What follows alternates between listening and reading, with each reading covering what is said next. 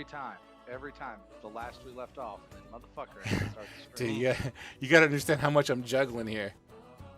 All right, so All right. I'll laugh at last we left off, you guys entered the city of Brecca, the port city of Brecca, this massive, uh, I guess some people would be able to call it some degree of a metropolis, featuring a very large palace, generally in the heart of this city, currently encased in this dome of rapidly moving sand that acts as a grinding agent and basically obliterates anything that touches it in its current state.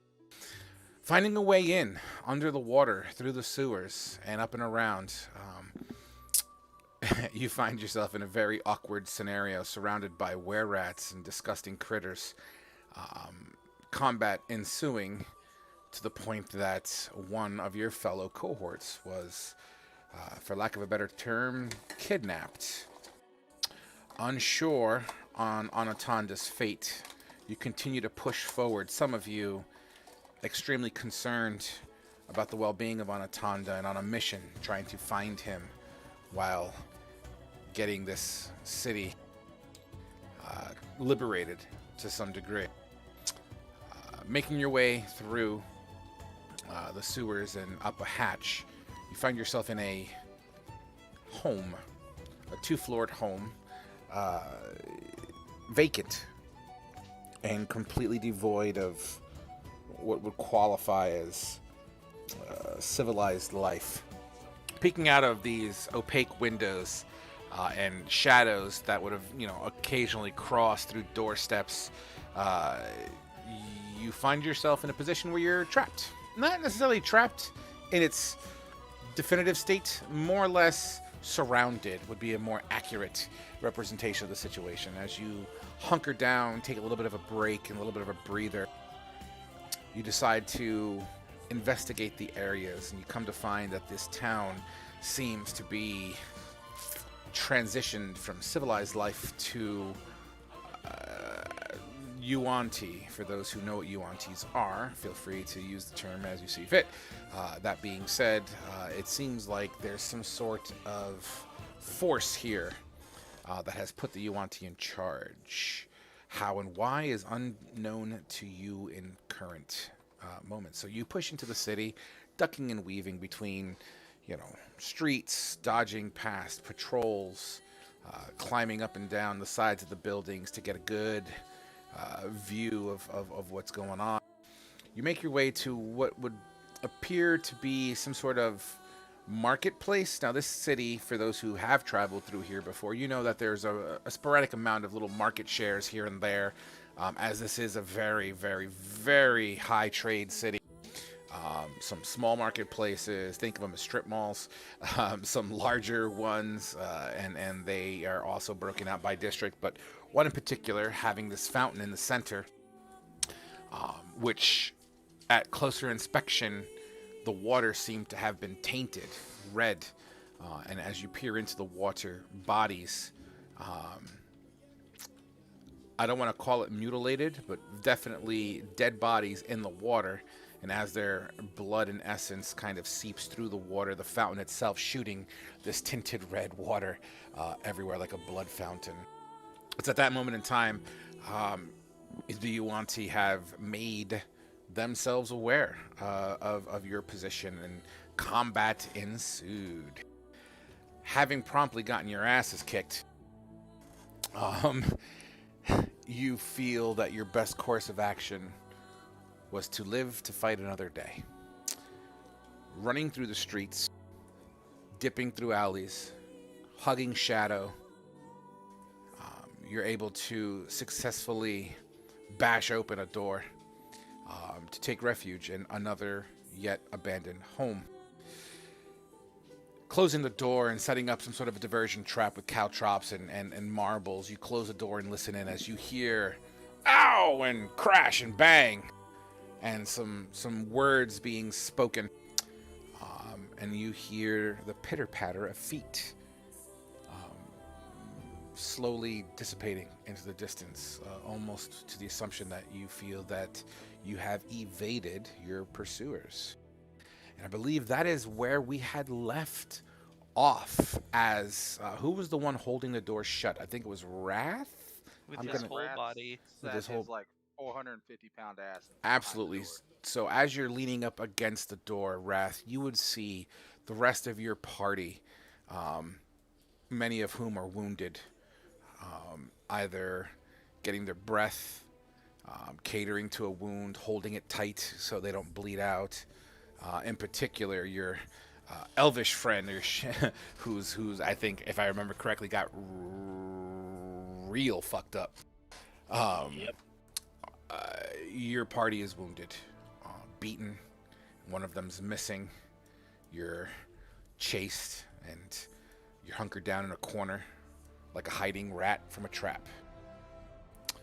As you look around, Wrath, what are your thoughts?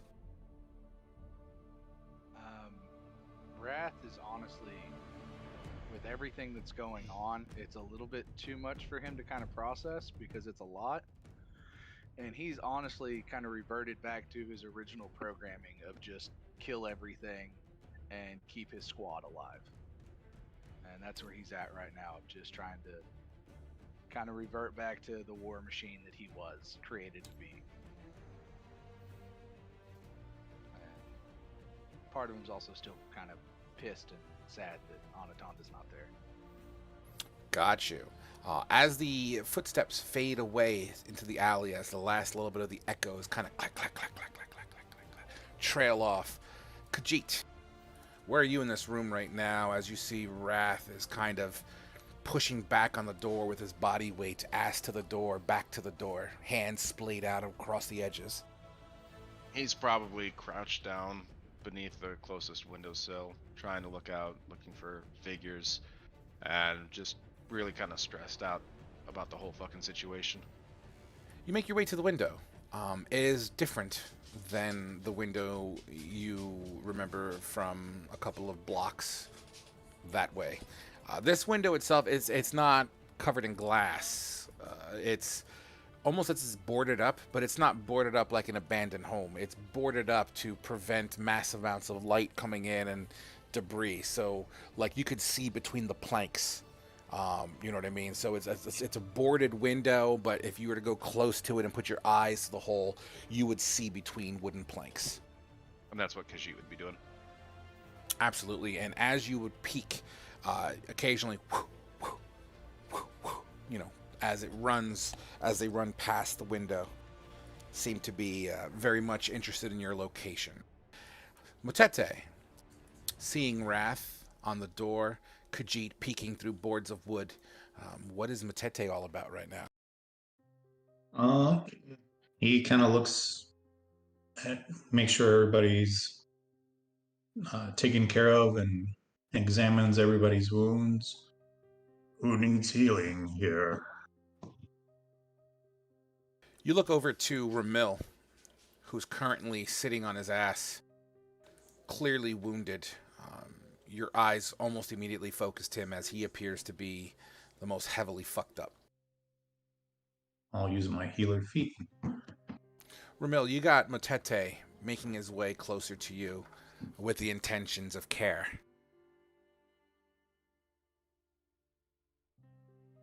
Ramil's just kind of out of it. I mean, with his brush of near-death experience. And just slumped against the wall, eyes closed. Absolutely. So Zarkul, Motete. Oh, go ahead. Sorry. And he pulls out like his kit and starts sewing him up and rubbing salves on him. If he's level 4, he gets 9 hit points back. Beautiful.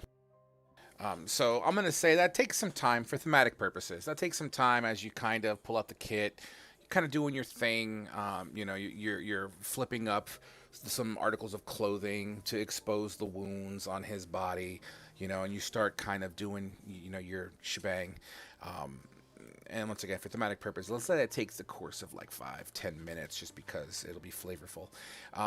During that time, you'll see Zarkul kind of aware of the situation and kind of looking around, once again, seeing Motete tending to Ramil. Ramil seems to be very much in a, I don't want to call it a daze, but he's definitely not functioning at his highest levels at the moment. You see Khajiit with the worry in his fur and whiskers as he's peeking out of the window or the boards, and you got Wrath kind of still on alert, closing the door behind him. Jarkul would be saying his prayers and refilling his flask. Kind of almost in a too much of a hurry. Absolutely. Kind of fumbling his words a few times. As you refill your flask, there's a slight tremble in your hands, as anxiety, exhaustion, not necessarily panic, but just you're out of your element. You don't know what your future holds, and you all share the same air. It's so quiet at this point that you all can hear each other breathe, minus Wrath, of course.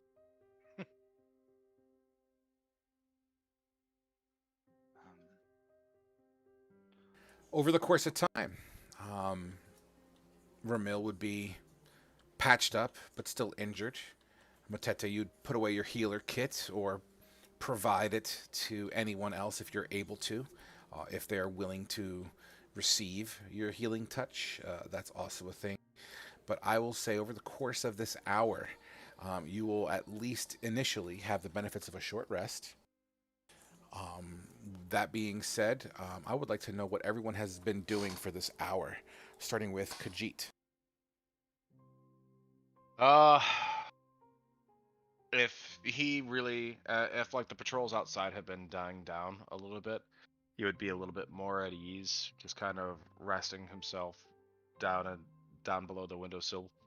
Roll me Probably. a d6. Sure. You could use the one on the table too, just for sake of ease. This one, right? Yep.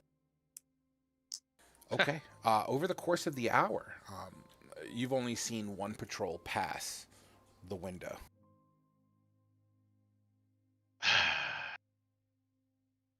It seems that hope has died down. Perhaps we should catch our breath. After we do so, we should return to the house from which we came, from under the sewers, and perhaps go into the sewers themselves. Far too dangerous. I'm going to change my model to be more useful at close combat. Okay. That's pretty much all Wrath's doing. He's taking the short rest to change back to the Guardian mode. Sure. And your armor kind of like, let's go Tony Stark, kind of moves and realigns itself to cater such. Mm-hmm. You see the runes and the heavy gauntlet start reappearing back on his right arm. Beautiful. So Motete, you healed up Ramil. You see this armor kind of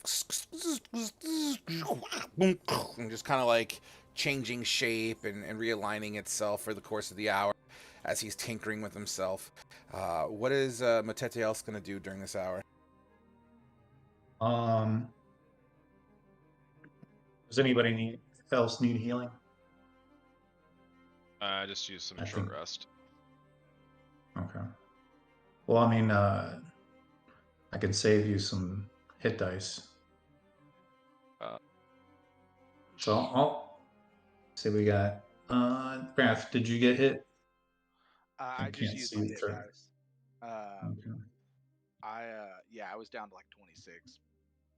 But yeah, if you wanted to use the healing kit before I rolled hit dice.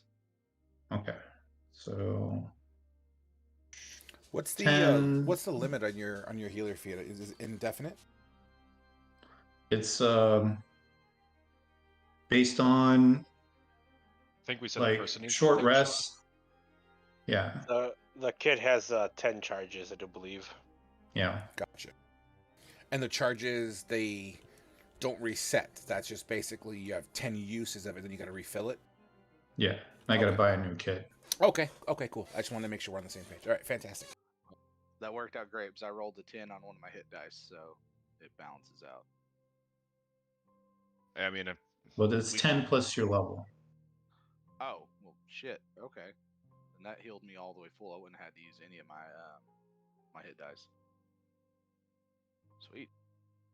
Thanks, Matete. and Yes, if you of want to, you course. can. I'll take one. Sorry. Okay. So 12 total. Total.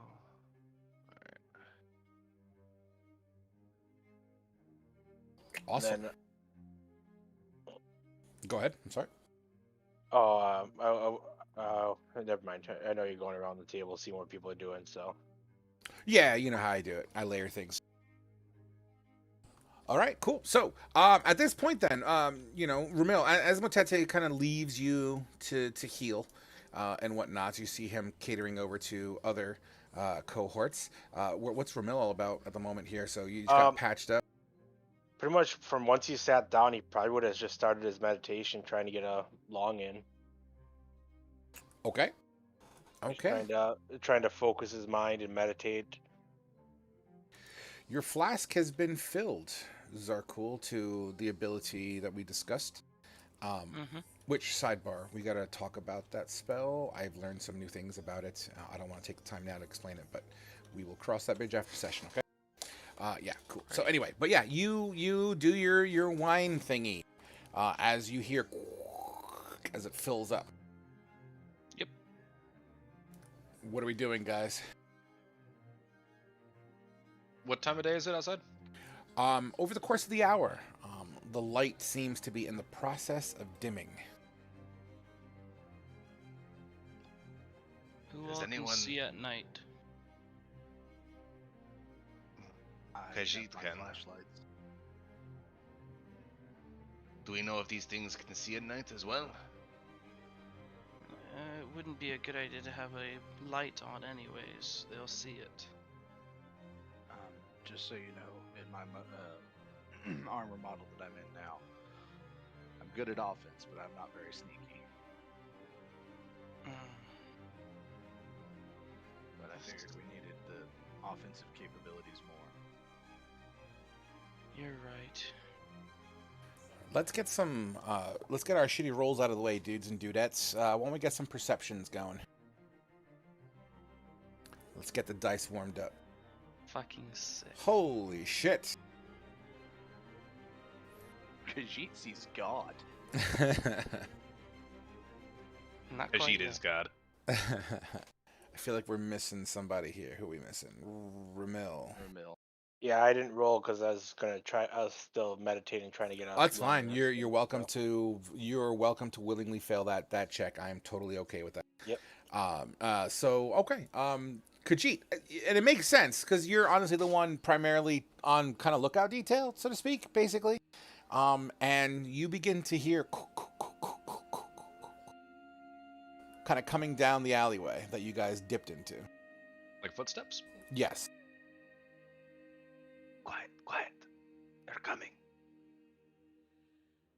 You begin to, as you hush your team, they seem to kind of stop in the general area of that window where you can kind of hear the back and forth conversation. Who here speaks Abyssal? Motete. Matete, and he would wave Matete to the window. Motete, what is your perception that you rolled? Ooh. 6. Okay. I'll tell you what. Why don't you roll me a d10 and let's see how many words you pick up. Look at you. You hear... Oh, now I gotta count this shit out. All right. You hear... In the area... Nearby... Find them... That's 6, right? Mm-hmm. Trap. Yeah, 3 more words, huh? No, you are only on 6 now. I'm on You have 6 4 now. more. So how many Yeah, more? you have 4 more? Or 4 more. Keep searching. We will. Out of all the conversation that's going on with your perception check and the situation that's going on, that's all you're able to pick up through the boarded wood window. I felt like Travis during Critical Role when Laura Bailey was sending messages. I relate to the rest of the group what I heard.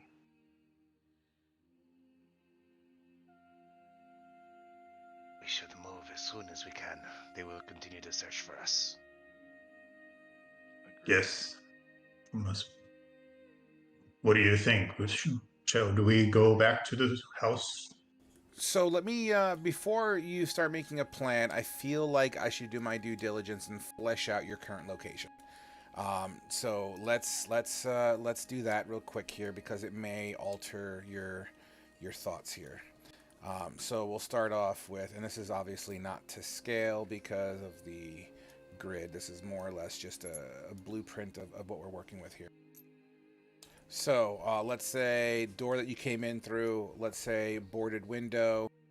And actually, I sketched this out on loose leaf. Hold on. So in the back here is a staircase that seems to go upstairs. This circle would represent like one of those sit on the floor dining areas. You know what I mean? On this side here would be kind of like a lounging area. There seems to be like a fireplace setting here. It looks to be more like for roasting or cooking kind of a situation. And then upstairs, because I'm assuming you guys are going to check this place out at some point, right? Yeah. So you'll have an upstairs.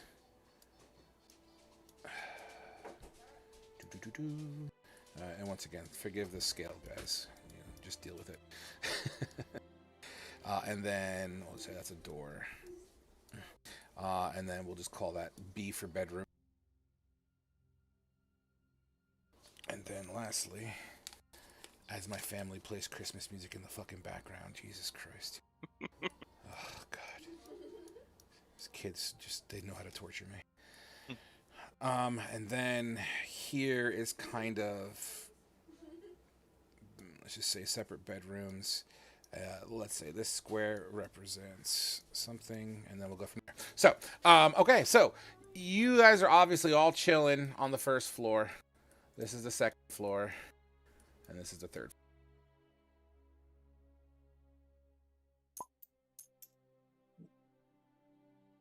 So, continue your dialogue. I apologize for the intrusion.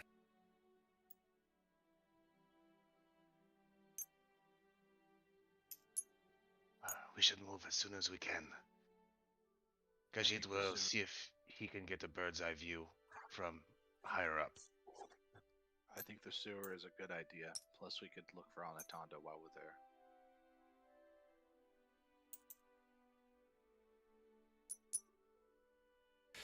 Khajiit, with your 24, I'm going to say it continues. And you start hearing faintly in the distance the sounds of breaking wood. Are there any windows in this top room? You're welcome to go upstairs and take a look. Oh yeah, I moved my guy over here already. Okay. So you kind of make your way to the third floor. The third floor, yes, there absolutely is. It's in a very similar vein as the one downstairs, so it's kind of boarded over, and you'll be able to see through the planks. So your visibility is like RoboCop, you know, that visor kind of look. Can I take my crowbar, and I'm not trying to like completely pry it off, but I'm just going to pry it a little bit more so I can see a little bit more outside. Absolutely. Sure. Yeah, you take a moment. Why don't you roll me a stealth?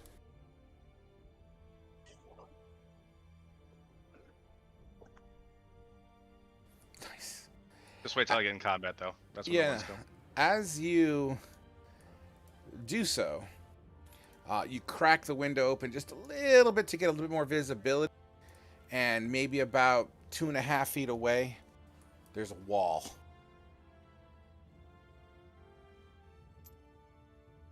Like wall to the outside, or just like a almost as if there's a building in front of you, like someone built a building side by side. Does it look like we can get up from this window? Like to the top, if I were to look up. Negative.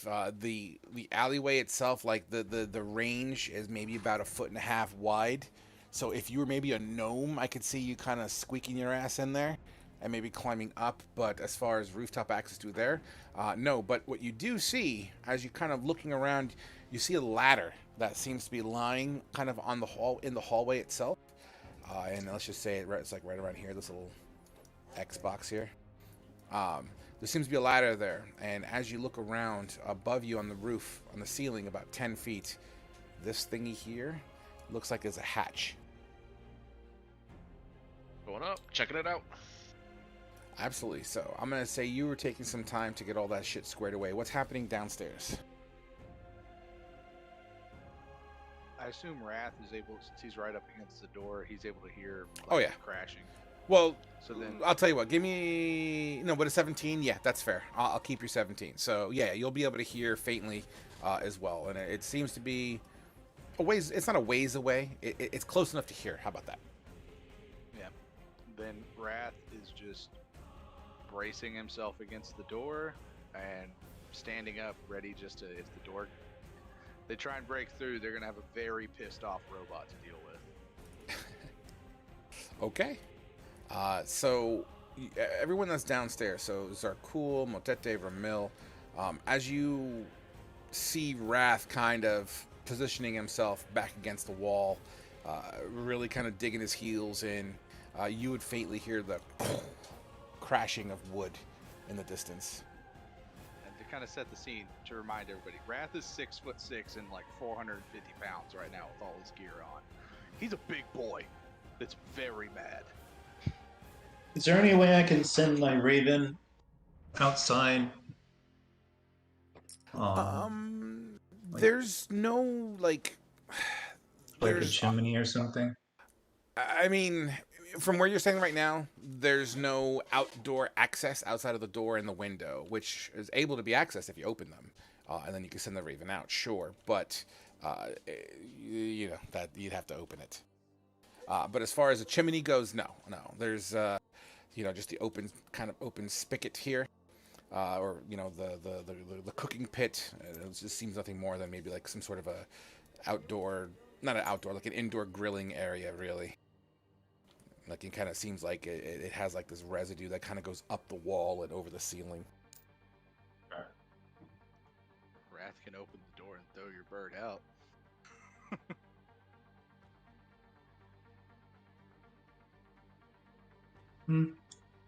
I'll lay it safer if we do it upstairs. Sure. Second floor. There doesn't seem to be any windows here, but there absolutely seems to be what looks to be a bedding area with a larger bed, and it's more like a rolled out.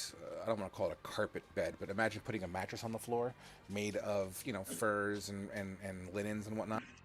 And then there's two smaller ones on the opposite side. Looks like a shared living space. Okay.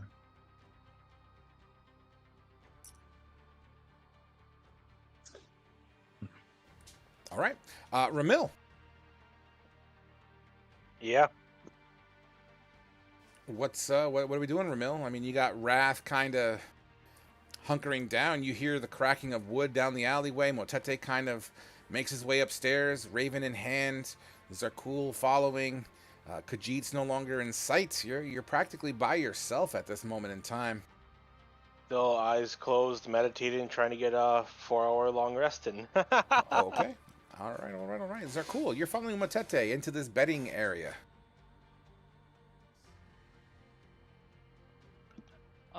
Yeah.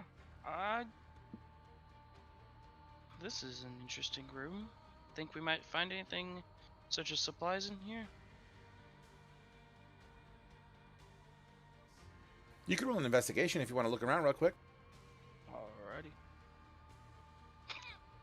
I mean, surface level, there seems to be like cards, but not like your standard deck of cards, like kings, queens, and spades and whatnot. It's more or less like picture cards of little dollies and pictures of maybe people holding hands going up a hill. A little wording on it as well, maybe more like a story book, but in card form. You'll see a couple of kind of tattered rag dolls, clearly heavily played with. At some point, there's a tear in one of its dresses. You'll find a chest. As you open it up, you would see surface level things like, clothing articles. Looks to be for smaller people, i.e. children. On the other side of the room, an equivalent kind of a chest, similar in size and shape, that seems to have more adult-oriented clothing and whatnot. It's mostly female, it appears here. The beds themselves, there's pillows, there's a sheet. It looks comfy. But outside of that, you'll see a couple of random candles about that would probably be in this area. As well as like a wooden bowl or basin next to like a shiny piece of glass that has like a silver lining on the back of it, i.e. like a mirror. Looks like a crude location to maybe wash your face off or something like that. Okay. I collect the dolls and start casting mending on them. Sure, yeah, absolutely, you could do that. And you kind of, it takes time to do that, but sure, I'm picking up what you're throwing down. Fantastic. All right, taking it back upstairs. Khajiit. I prop that ladder up against that little exit hole. And climb Okay. up. The ladder clearly is designed to fit here. You peel the ladder up and kind of line it up to, you kind of put two and two together. It looks like the feet go here, and it looks like it wedges up against there.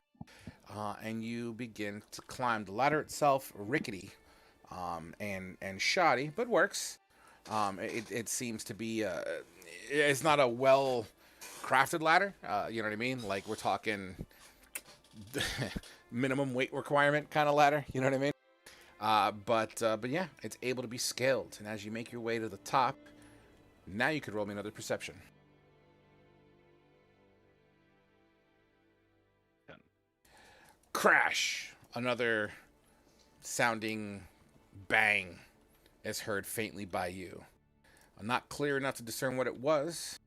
Wrath, perception. God. 11. Boom! You also hear it. The only thing you guys could both recognize from that, it seems to be closer. Is there anything when I pop my head up out of this escape hatch? Do I see anything on this building and any of the surrounding buildings? So you poke your head up, and you kind of do the up periscope thing. Bing! You look around. You see not much. There's a rooftop. It's flat. Because of the way it's built. So you know how a building has those edges around it that you can't like fall over. It's not just like a flat square. It has like a what do you call it? The walls, the fucking roof walls. Guardrails? The guardrails, except for older buildings. Sure, that works. Forgive me. Ramparts?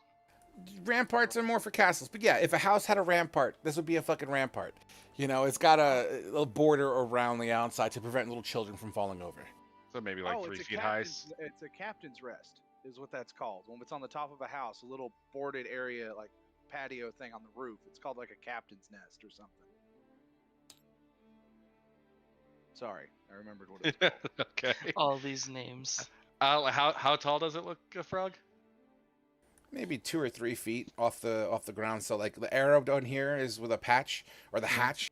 You look up and you have a wall, and that goes all the way around the entire perimeter of the roof. Okay, and then occasionally there's like little holes here, probably for if and when it ever rains to just drain off.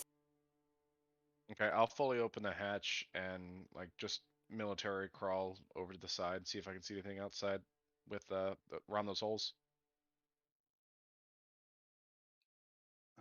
Absolutely. 1 second here as I change the picture.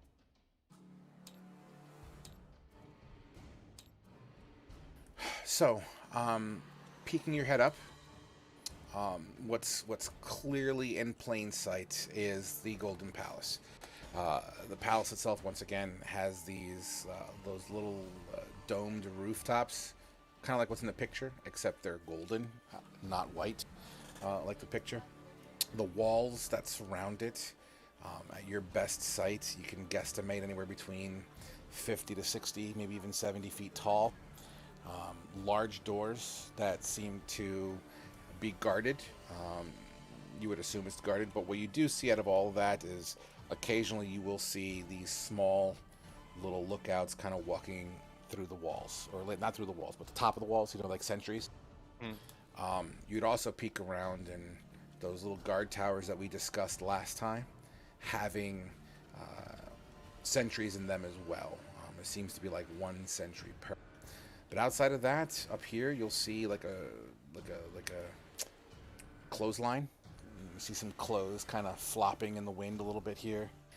The sun isn't all the way down yet. It's almost like it's like a hue of red at this moment. You know what I mean? Like the whole air and atmosphere feels like you're on Mars a little bit as the sun's going down and bleeding through this sandy dome. You would see torches and torchlight kind of sporadically rummaging through the city. Okay. And do any of the sentry turrets have like a clear viewing of me? Yes. Sure. Yeah, I'm gonna say that they are able to see you. Like well, they might not be looking at me, but like, would they have like a overlook or overwatch of our area? Yeah, you could tell by the creation of these towers, they seem to be higher than the average height of a roof in the city, probably with the intention of 360 visibility. Okay. All right, I will head back down with the group. While Khajiit's doing all that, and after I heard that boom, sounded like it was getting closer, I am gonna go over and wake Ramil up, and then go back to the door. Ramil, you feel a metallic hand shaking you. Ramil, you need to wake up. They're getting closer, and everybody else is upstairs. Go. I'll kind of stir a little bit. Wrath is grabbing you by both shoulders now and shaking you and like picking you up. You need to get up and go now. I'll stir out of the meditation, head upstairs. And then Wrath is gonna take up his position at the door. Boom! Someone comes and gets him. A closer door, or a closer piece of wood, crashing sound can be heard, now with the accompaniment of footsteps. Come on, guys. Yeah. Khajiit found the way upstairs. Let's go. Don't forget your metal buddy downstairs. Oh, he's kind of like going down both floors and just like waving everybody up. All right, Zark- then, Oh, go ahead. oh no, go ahead. I was gonna say, so Khajiit would reasonably come to the second floor where Motete and Zarkul are chilling out at the moment. As Khajiit kind of waves you upstairs, Motete and Zarkul, what's going on? Wow. I didn't hear what you said, buddy. I'm sorry. I'll follow him. Oh, okay. Fantastic. You make your way upstairs as Khajiit continues going downstairs. Zarkul. Before that, I'm gonna throw them my rope that has the noose on it, just so that they can find a way to lower themselves down. Okay. One thing I will say, too, I should have specified, Khajiit, while you were up there, if this square represents the rooftop, there's definitely rooftops. You know what I mean? Like, homes that have been built, you know what I mean? So, yeah. Gotcha. Interpret that however you see fit. Okay. I'll still hand him the rope, and just so that he can decide what to do with it while I go down and grab the other guys. Okay, sweet. These are cool. You have a moment to react or say or do anything right now if you want. I just head upstairs, and I'm assuming unless Motete wants to grab it, I'll grab the rope. Sweet. You make your way to the third floor. You'll see a little flimsy ladder kind of perched up underneath this rooftop hatchway, a window that's been slightly pried over with the pure, perfect 100% visibility of a wall that's like 1 foot away from the window. You look up and see that this hatch looks to have been recently opened. Well, looks like Khajiit did fight in something. Kind of start poking my head, climbing up the ladder and poking my head out.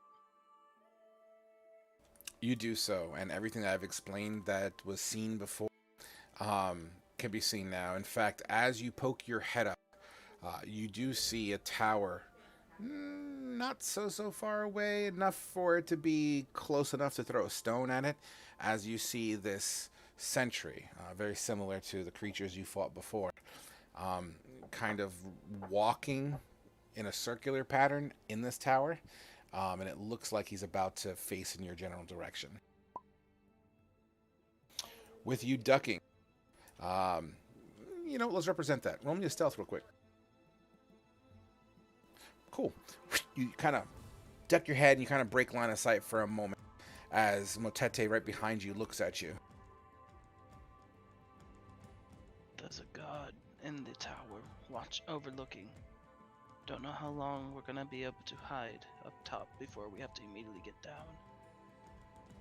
I'm assuming we probably have 20 seconds total before we'd have to jump down and out of sight.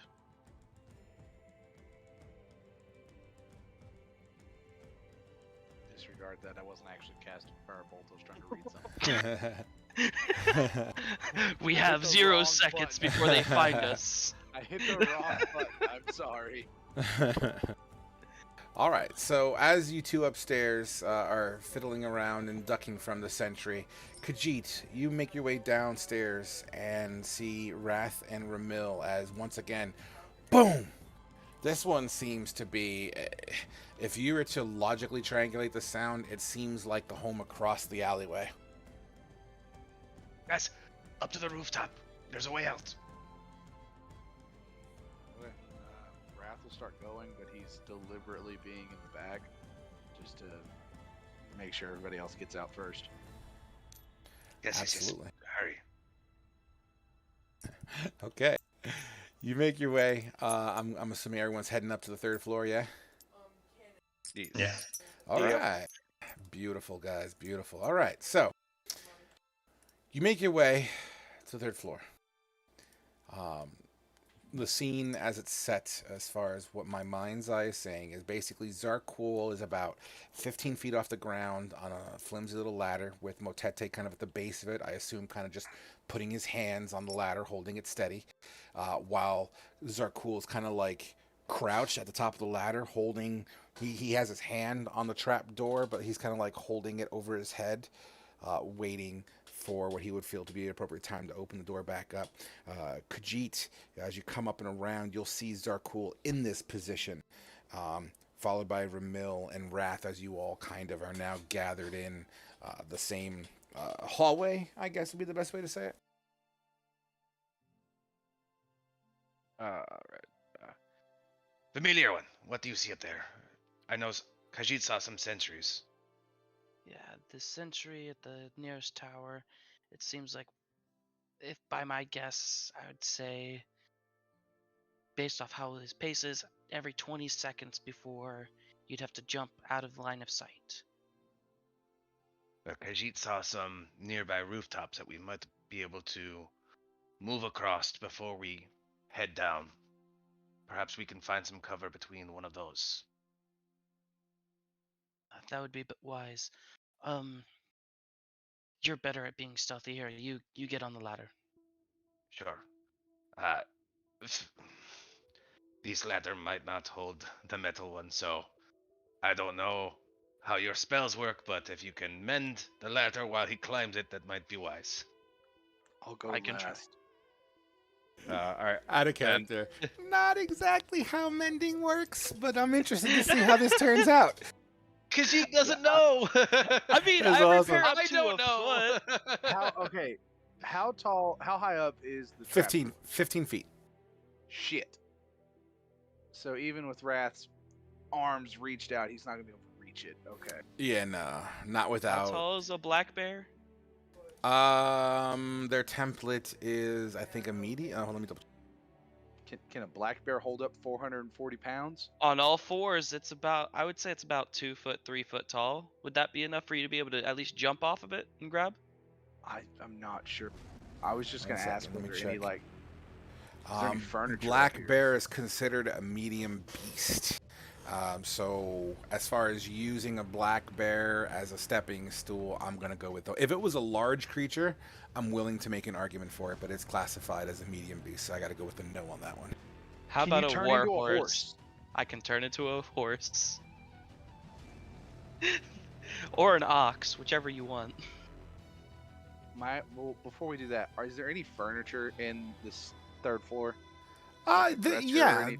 there's definitely a chair. Sure, there's a dresser. There's a crate. This seems like Isn't more there of the like ladder? it's probably in the room that Ramil's currently standing in. Or at least that's where his token is. That would Can be we an take exit. it? Sure, I don't see why not. Yeah, I was gonna see if anyone wanted to help Wrath. He was gonna move like the dresser over since he's gonna look at the ladder, and if it's obvious it's not gonna hold him, he's not gonna try and climb up it, and try and use like the furniture, because he doesn't want Zarkul to try and wild shape right now, because he knows he can only do that a limited number of times. Sure. So, As you open the door, and I guess just because I want to give it legitness here, I will. Children, I could hear you through my noise-canceling headphones. Sorry about that, guys. So, yeah, they know better than that, little fuckers. just remind them every time they play Christmas music before December, Santa Claus has to execute an elf. I was about to say. This is Keep why I up that don't noise. Santa Claus might forget your presents. All right, so That got no quiet. so anyway, as you enter this room, it's at that point, and does anyone have a passive perception lower than 11? Let me check. I am right at 11, so. I have a 12. Okay, good. So, boom! Broken door downstairs. And you start to hear kind of noise coming from downstairs. We must move quickly now. Oh, come on. Yeah, Wrath They're here. abandoning trying to pick up the furniture. He's just waiting for everybody else to get up the ladder. I mean, it seems like, once again, just using passive perceptions here, it seems like commotion downstairs hasn't quite reached the upper levels of this structure yet. You might have some time to work with here if you choose to use it. Okay, then we need to go fast. And he's gonna keep trying to move this dresser over there. I mean, does the dresser, like, how big is this dresser? Does it look like it's gonna be tall enough, or is it worth like the time? I'm sure you can get creative with the dresser. Sure. I think there's going to be a little bit of a balancing thing if you're going to like tilt it to its side and whatnots. And Well, no, let's I'm be saying, real, you like, have a little just bit of a weight on class situation. So I understand what your concerns are, but you won't know until you try. Well, no, I'm saying like keeping it on all fours. If he just puts it underneath, like, how tall is it? Like, I without mean, flipping it on its side. I would say it would be the equivalent of standing on the back of a black bear. So 2-3 feet. I would even go on a gamble and say 4 feet, shoulder to foot, shoulder to Okay. paw. All right, that's what I was trying to figure out. If, like, 'cause, I mean, But Wrath- there's other items that are there as well. Okay. Then yeah, he's gonna try and move like the dresser there, and if he can, he'll move like a chair or something. Sure. But Roll me a stealth, please. Can I assist? Absolutely, you can.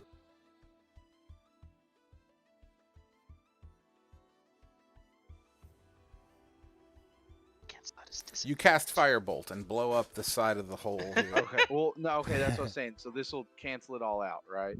Yes. Okay, so it'd just be a straight Straight roll. 10.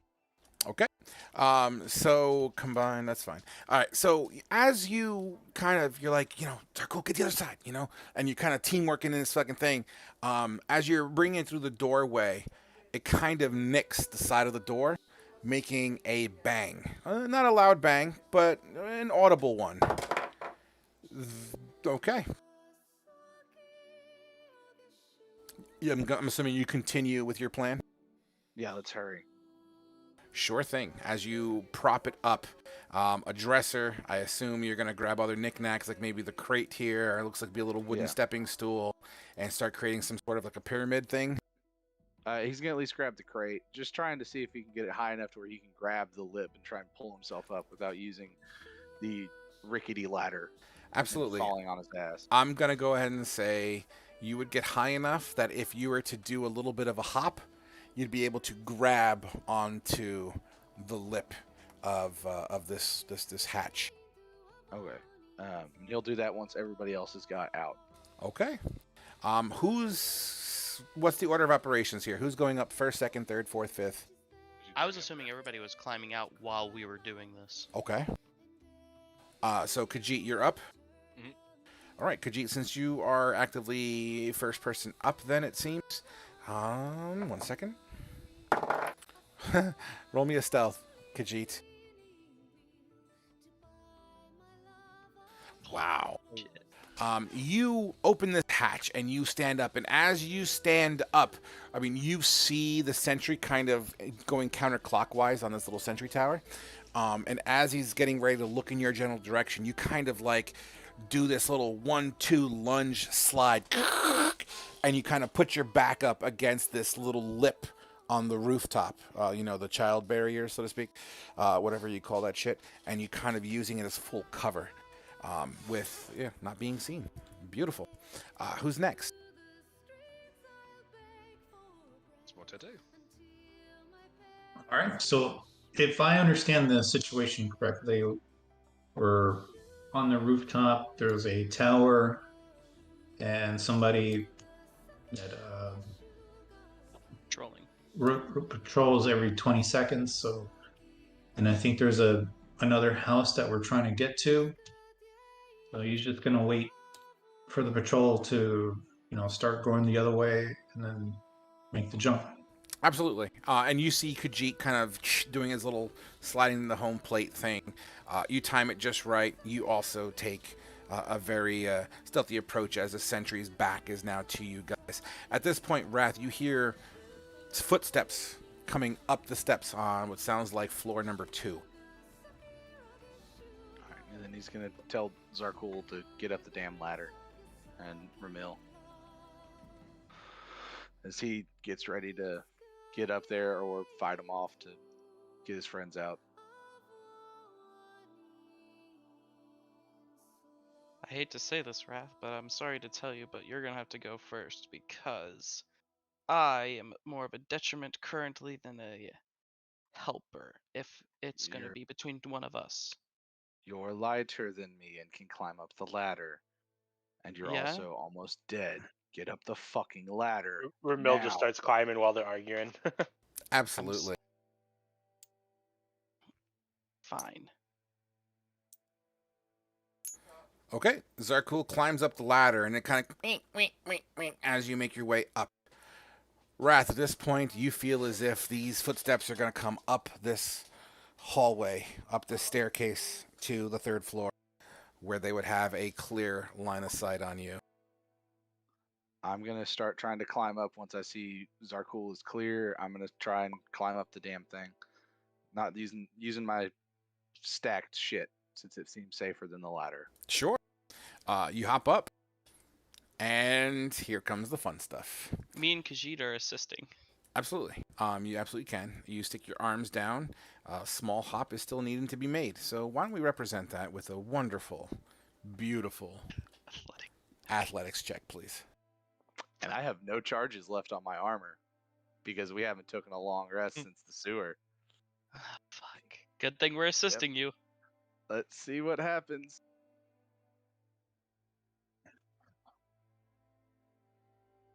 A 13. I was only looking for a 12, buddy, because you have people dangling their arms down. As you jump up with both arms, Khajiit grabbing one, Zarkul grabbing the other, and you're basically like a trapeze artist right now, dangling off the ceiling.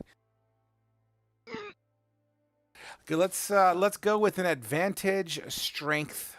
You know what? No, let's use athletics as well for Khajiit and Zarkul with advantage, please.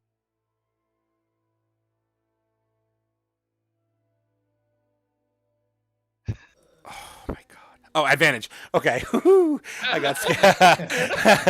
I got scared. String bean over here, I was man. about to say Wrath is gonna die. Yeah, Wrath is about to just fight snakes until he dies. So yeah, it's a little bit of a struggle, but oh no. Okay, you get pulled up to the roof. As your thighs make it past the roof area, like that visual line of sight, you know what I mean? As you're getting pulled up, you hear a commotion. Roughly translated in Abyssal, if Motete wishes to translate. Over there! I do. You burn the ladder. Absolutely, you can crash that ladder down 100%. That's perfectly okay with that. With Druidcraft, even better. As you set the ladder ablaze, do you close the hatch? Yes. Okay. You set the ladder ablaze and you close the hatch.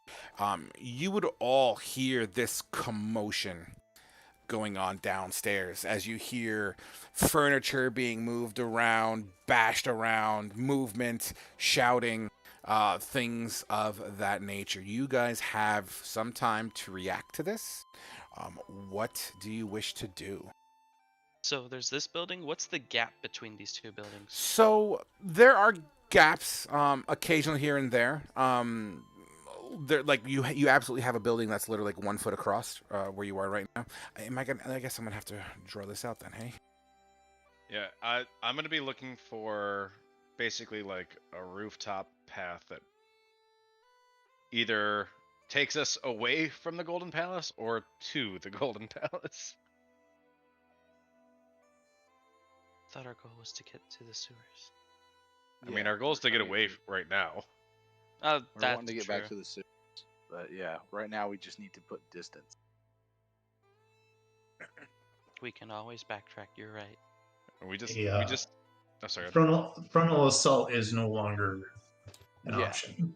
Yes, we just need to move quickly from this area, and then be unseen quickly. And Wrath knows he's not sneaky, so he's just pulling a rear guard right now. It's going to be a sprint wherever we go.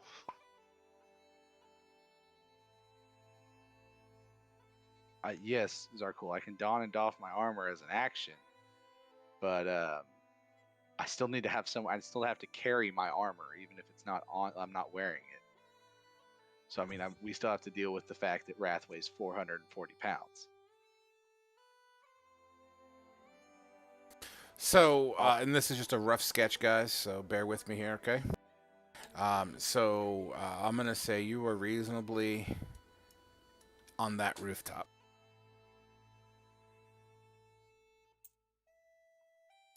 So is this close enough to scale to where reasonable distances are? Yeah, why basically not? the same? That's fine. We can get some, those will be approximations on distance, but yeah, we'll go with that. Okay. So as you pop up, once again, you got the commotion below you. You guys take a look at that tower that has a sentry on it. He's currently on his path away from you guys, but you could probably guess anywhere between 15 to 30 seconds from now, he's probably going to be facing in this general direction again. Where's he looking from? Good question. Yeah, and which direction? Okay, that's where the tower's at. And it goes higher. This tower, crests above most of the rooftops by a good 5 to 10 feet. And Question: do the rooftops around us have the little wall thing too? Yes, they would all, and they come in different shapes and sizes. You know what I mean? As the town gets more and more developed, more buildings come up, old ones come down. So the design of them, although inherently similar, they definitely have different looks, feels, and appeals to them. But yeah, they all have that border space. At least most of them does. Okay. Quickly, this way. Away from the tower. So you guys hop over a little 2-foot gap and Mhm. kind of cushion yourself on the other side of the wall, and that's perfectly fine. As that one tower guard kind of peers in your direction. Everyone, roll me a stealth with advantage, please, as you all butt up against a wall that. Ooh. I didn't like that sound. A 19. 19? 19. Okay. Wrath being the stealthy. Never mind. All right. So, absolutely. At this point, you hear bang, bang, as it seems like the trap door that you guys came through seems to be in the process of being touched. As you hear that happening, you would hear an abyssal guards kind of calling out along the lines of here, over there, up on the roof. Hey, Frog. Yeah. Before we ran across from the roof, because I just remembered I had them. Could I have dropped some ball bearings around the trap door? Yeah, absolutely. All right, yeah. Then Wrath is spring. It's like a pouch of ball bearings has like what 1,000 in them, right? Sure, why not? So, yeah. So he's tossing a couple handfuls out on the roof for whenever the trap door opens. All right. All right, guys. You feel that this hatch door is probably going to open pretty soon. What are we doing? If I look over this alleyway, does it look like it'd be far enough for like party to make it? You look down, right off the bat, you can gamble that you're about 30 to 40 feet up in the air. The jump across is maybe about 10 to 15 feet. So you could use that information however you wish to interpret it. In fact, I believe there is an actual jumping rule. 5 feet to 10 feet, or is it 10 feet to 5 feet? Tell you in 2 moments.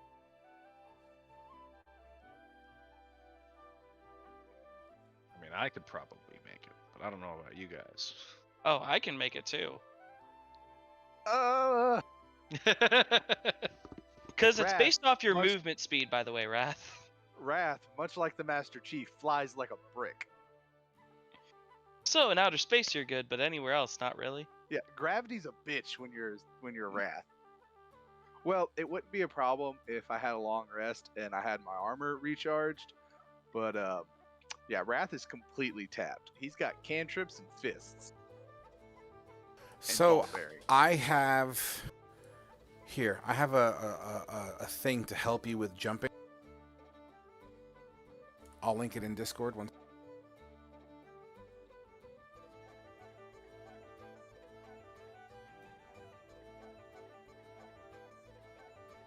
So that's a calculator. You put in your strength score, you say how tall your character is, and you click off what they are.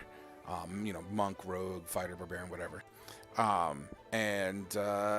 it'll kind of give you your generalized limitations to your jumping, your running stuff, obstacles, things of that nature.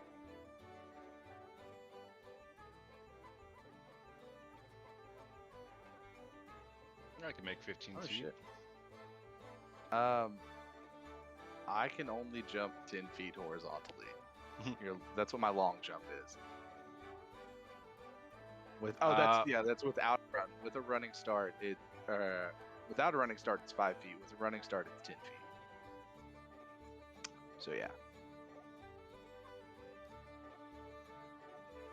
It's 15 feet across, correct? Roughly, give or take. Idea. What if those that could run and jump across do so with a rope and we tie it to me. So that way, when I run and jump, if I do fall, I at least swing the last 5 feet. You're gonna be a wrecking ball. Yeah. Can we do this, that, please? Okay, I it's want to either see that this. or Wrath dies, like here and now on the rooftops as y'all run. I have Tensor's floating disc, but I need like 10 or 11 minutes to ritual cast it. Oh, shit. Yeah. I mean, if I had spell slots, there's stuff I could do, but I'm out of spell slots, so I am.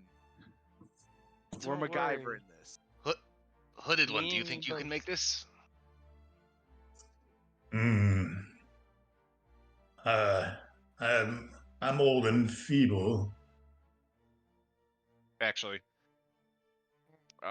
this helps everybody but fucking Wrath. Khajiit could jump across and hammer down his rope. I don't think the rope would hold metal one though. I have pittance on me. If those would help too. The Khajiit has pittance as well. Okay, well, fuck you too. I do have Misty Step. If the need should arise.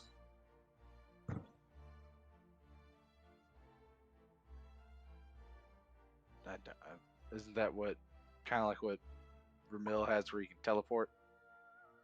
Yeah. The fuck, Zarkul? Have you ever ridden a ox on rooftops, my friend? What? This is not a time for jokes, Zarkul. I'm being serious. How is an ox gonna be able to jump 15 feet? According I to weigh- the thing, they can. I weigh less than them, and I can't do it.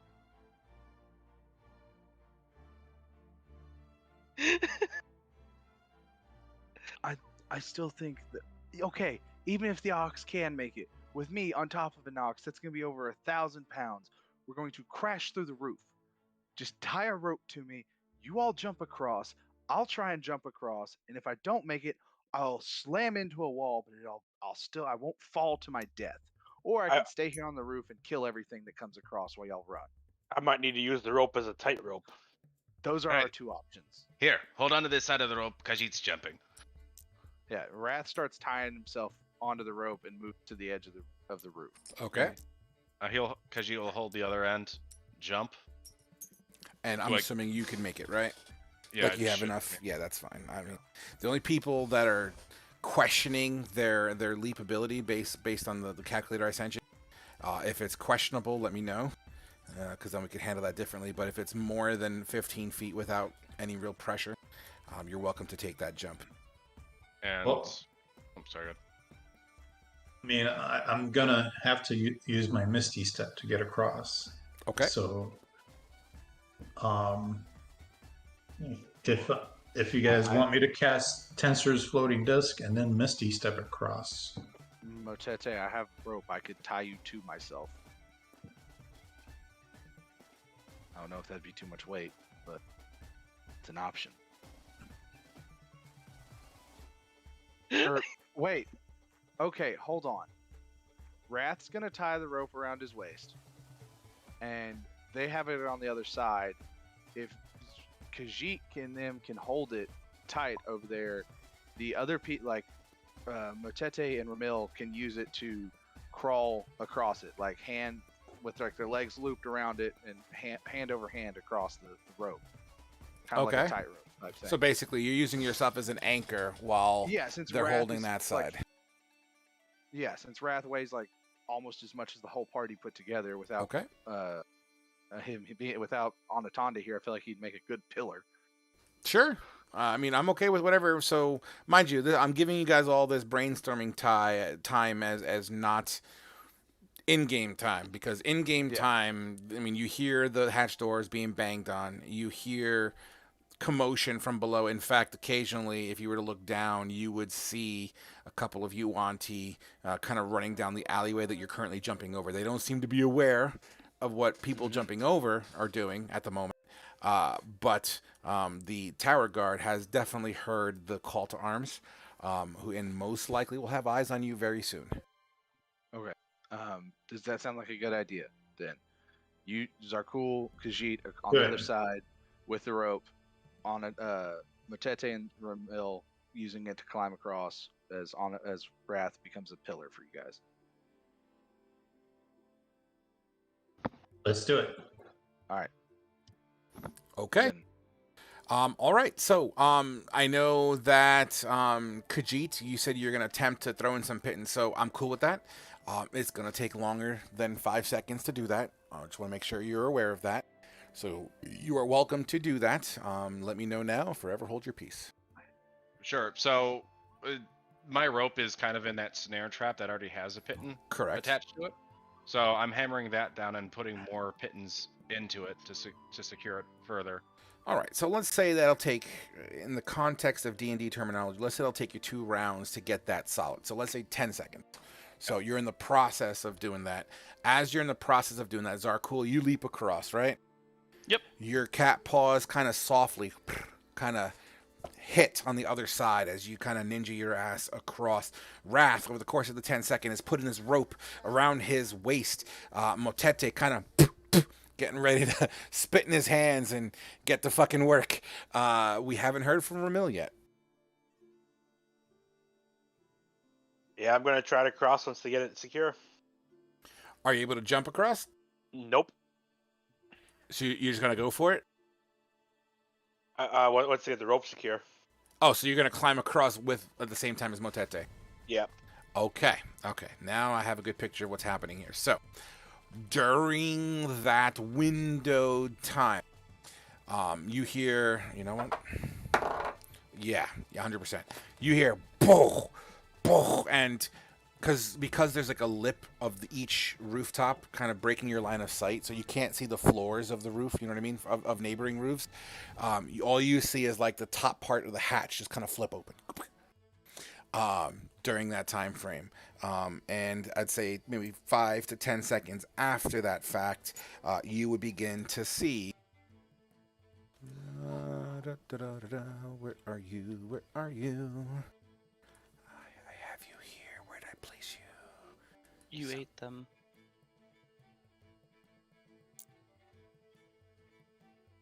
It's just a referencing marker. Don't mind the scale of the token. It's just to let you know what you see. So you see one of these bad boys kind of in the process of pulling himself up and out of that hatch. On top of that, and once again, these are just place markers. This is not to scale yet. That one other guard over here. Any charm marks? No, not on these guys. But you do see smoke kind of emanating from the opened hatch.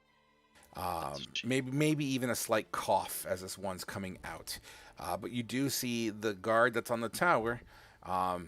You hear him kind of mumble something in Abyssal. And he's in the process of grabbing the bow off his back. So, now we take it to you guys. At this point, Khajiit, I'm going to go ahead and say that you've been able to gingerly place in 2 pitons. Let's see how well they get put in. Please roll me a survival check. Or survival. Or you Can I can do sleight of hand? You can convince me, sleight of hand, if you're trying to do it quickly and accurately. I'm okay with that. Oh God. Okay. Hey, roll it again, because you did say 2 pitons. Okay. Okay. we're gonna die. Okay. They're in Cause their well. Khajiit, it was good to know them. I guess we're gonna be the only 2 survivors. All right.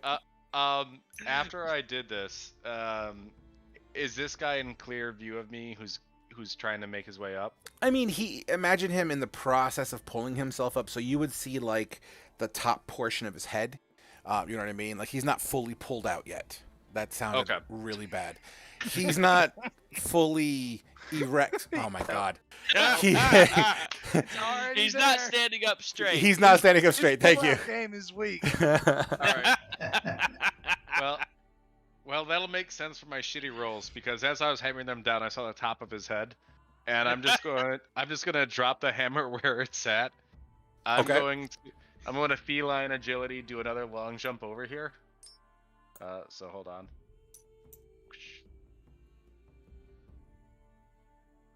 Jesus. I have 80 feet. I'm gonna pull out my rapier and stab him who's trying to come up. Oh, sure. Okay. Roll me an attack. Fuck it. Let's have some fun. With that advantage since he's kind of prone-ish. Sure. That makes sense. He's still in the process of pulling up, using some feline agility. I'm okay with the advantage. So as you jump across, and obviously we're not going to resolute that just yet, but we'll let that float. So you're in the process of doing that. Oh wow, is that a crit? That totally was a crit. Roll your damage just for my own knowledge real quick, and then we will do this in the proper logical order here. Oh, fuck. Okay. That's 16 plus 14, 30. Okay. Okay. So, you hear bing, bing, bing, Zarkul. Instantly, you see the fur on Khajiit's exposed tail straighten up and just kind of just leaps across. Wrath, as you're kind of tying this rope across your waist, you just feel the breeze of Khajiit kind of just fly past you, as he's moving, as he's in the air practically, he's pulling out his rapier, kind of lunging forward with it. Motete and Ramil, you would obviously see this as well as you're getting ready to kind of grab onto this rope. I want to give the other four a reaction. Just because Khajiit's going all in doesn't mean you have to as well. You're more than welcome to react however you see fit. So I'll give you a reaction because motherfucker's about to get stabbed. So what do you guys want to do as this cat just leaps back across? I have no spell slots. Can I say something as this is happening? It'll be like, It's fine. Get across. I go and help the rope. And I'm saving it to cast Featherfall if someone falls off the rope. I just go to cross. That's all I go across as well. okay, so the two people that are crawling I can across. firebolt if I need to get into combat. Okay, that's perfectly cool with me. So Matete and Ramil, let's represent your hastily trekking across, dangling from a fucking rope on a shitty put down pitten. Go with I'll give you either athletics or acrobatics to represent going across. And the DC is not going to be rough. It's going to be like a 10. Oh my god. Does Motete have advantage? No, they're not going to have advantage for this. They're in a rush. But what I can say is, Motete, if you have an inspiration die, I do. you're more than welcome to use it if you wish. Okay. I also have one spell slot. I can cast Featherfall if you. Okay, There we go. perfect. Whew.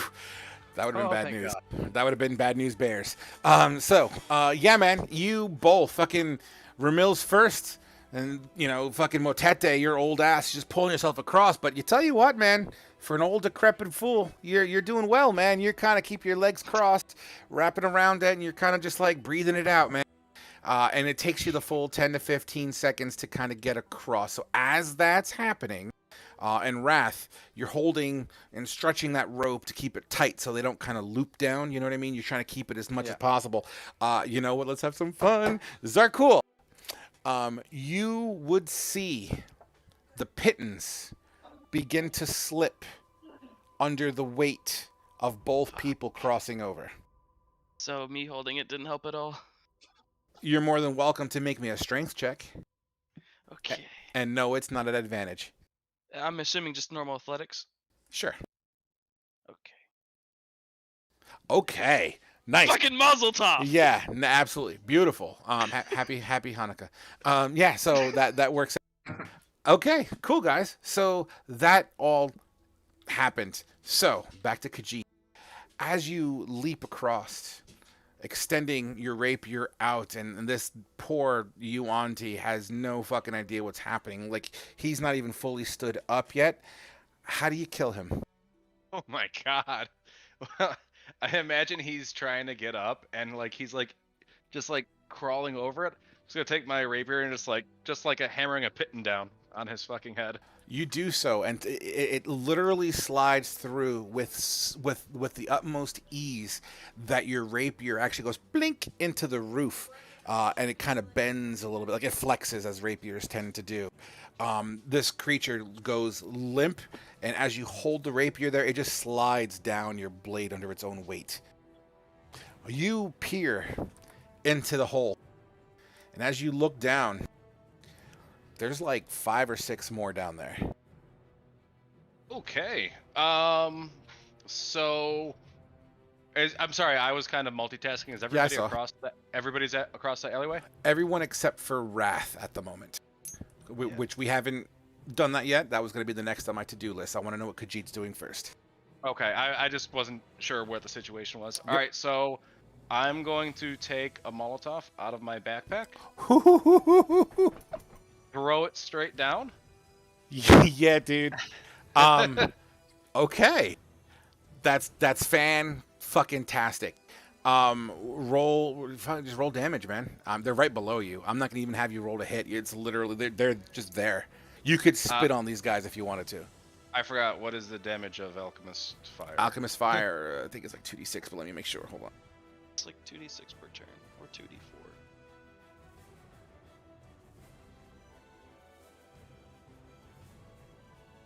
If I only knew how to spell Alchemist. 1 second.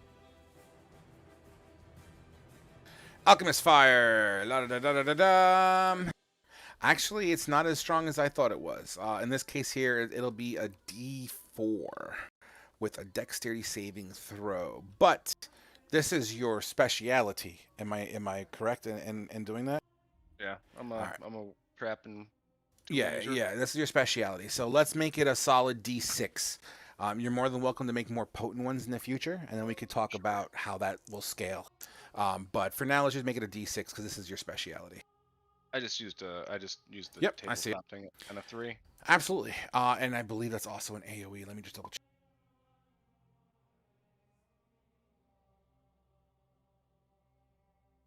You know what? I'm gonna flavor it right now for the situation. So yeah, you absolutely, and you hear rah, rah! You hear like screaming and squealing, and you see smoke start to kind of come out of this hole, more so than with just the burning ladder. The trap door is still very much in front of you, and it's obviously swung all the way open. I assume Slime you Age do shot, so. hang back, everybody. And the screams and squelches are absolutely muffled now. It is at this point, Khajiit, that an arrow slams right next to you and shatters on the little miniature wall behind you. Ah! The bastard sentry sees us! Hurry! And I will slide over here. I mean, I already did a whole bunch of actions. Yep, so we're going to Wrath next. Don't worry, I got you. I'll just ready my bow. Okay. Wrath. So, before Khajiit makes it to you, this is just before he throws the Alchemist Fire into the hole. What is Wrath going to do here? Well, Wrath was waiting to see what the hell Khajiit was going to do, ready to cover him with a firebolt. But seeing as he just, shish kebabbed that bastard,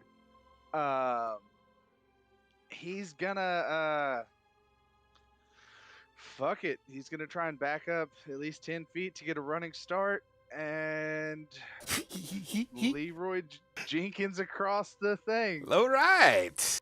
What did the calculator say your question. range was? I said I had 10 feet if I did Okay. a 10-foot running start. Okay. All right, good. If I did further than 10 feet, would that adjust it at all? Does it No. give me a way to change. Yeah, no. But here's how we're gonna have Alright. fun with this, because you still have a rope attached to you, which is perfectly okay. Yeah.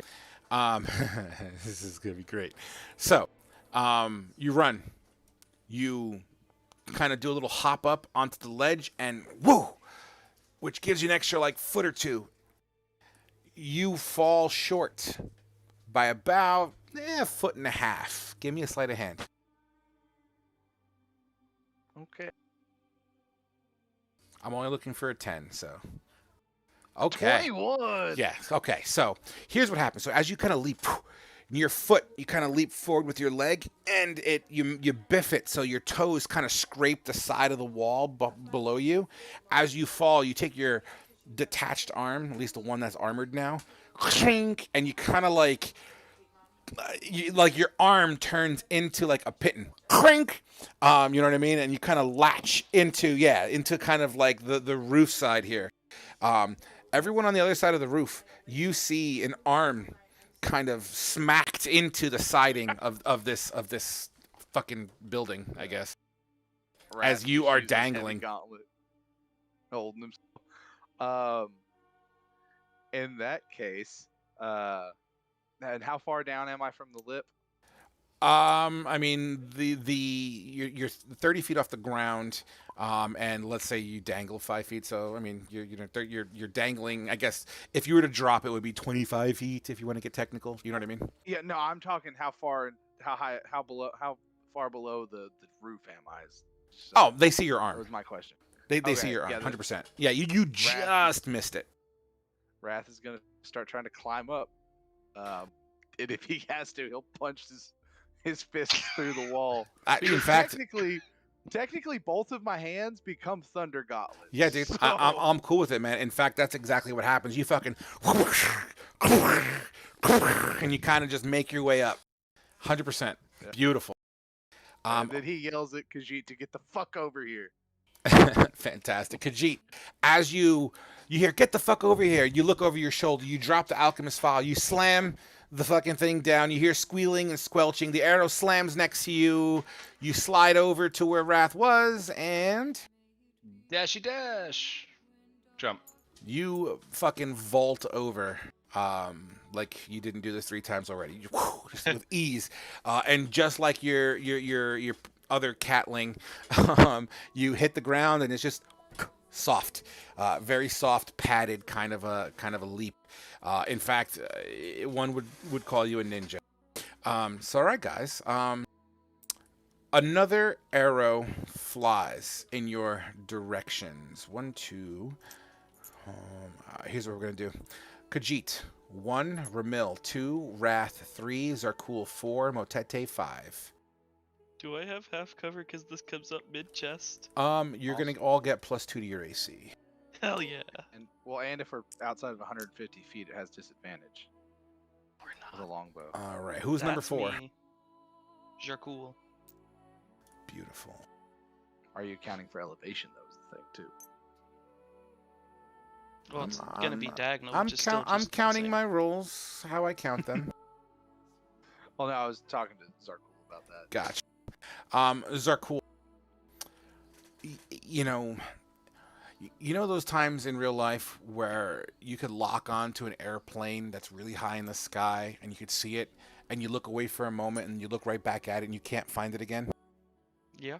So you lock on to this arrow cruising directly to your face, like as if you were beating into a big plane in the sky that's over 50,000 feet in the air, and your fucking spidey sense tingled, your asshole puckered up, and you literally just squat down, and it literally cuts through the top of your fur on your head.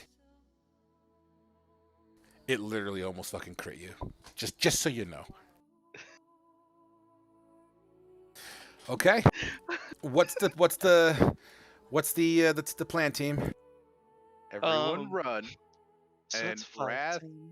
is launching firebolts at like where the trapdoor was, just to like pin anyone Okay. down that tries to open them up. Absolutely. Mental one, just run. Khajiit will cover. You go. At I this can do point, this. oh, go ahead. I'm sorry. Continue. Oh no. I'm not losing anyone else. Get across. Khajiit is very nimble on the rooftops. Just run.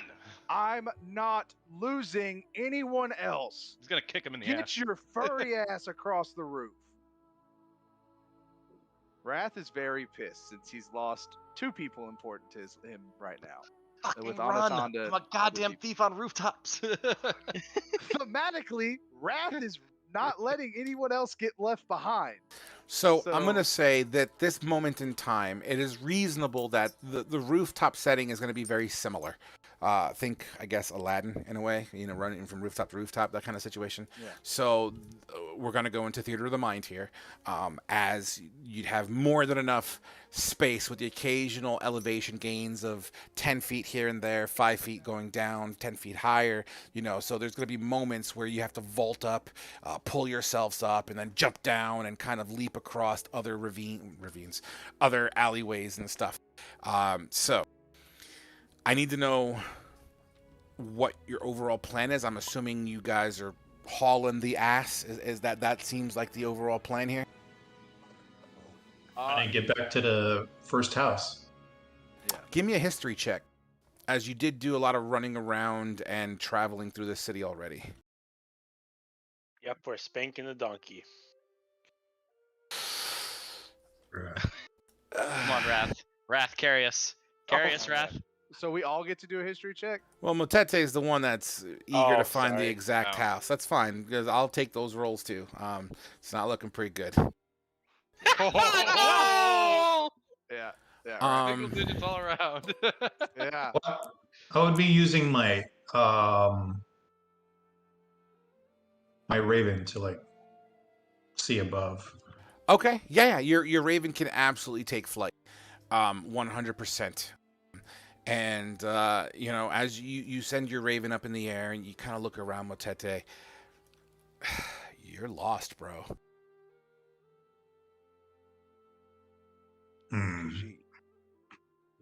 Seems like we have no idea where this place is. What you do see now, as far as not waypoints, oh my god, landmarks. As far as landmarks go, I mean, you have this enormous palace that's always in view of anywhere in this fucking city. You will see the occasional tower, which, by the way, he's still firing shots. He's just missing because you're getting further away at this point as you guys are kind of leaping across rooftops and stuff. So there are these little towers here and there. There are torches that are. You can see movement in the alleys below you, as it is fairly darker now. I'm not going to say pitch, but it is darker now, 100%.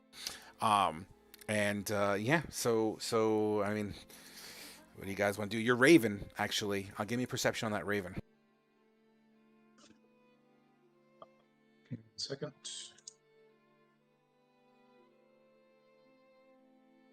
Wisdom. Oh, no, not the character Raven. Yes, the I character. thought I had it. Here, let me just see what the plus to a Raven is. One second. Like a +1 or +2. But they have like a +3 in total, I believe. A Raven's modifier is a +3 to your perception. Well, So 13. With a 13, the Raven would absolutely filter back the torchlight that seems to be moving around. The one thing that is clear with the messages that your Raven is sending to you is this torchlight is absolutely kind of grouped up in your general area. They've locked what quadrant you guys are in. You know what I mean? And it's just a matter of battleship at this point. You would hear echoings of horns and whatnots. In fact, everyone, give me a perception check as well. It has to be a really good one because you're looking at something far away. Well, now all the shooter rolls come. You can get them out now. Okay, never mind. That's perfectly fine. You look towards the palace, and it just seems dead as the grave over there. It's just still. There's no movement over by the palace. Hooded one, what do you see? Where do we go? I have no idea. Where are the patrols? Let's get away from them. They're over there. They seem to have pinned us down. We need a new plan to evade them.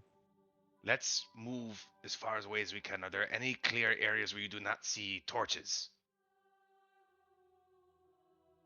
DM? I mean, that way. That's where.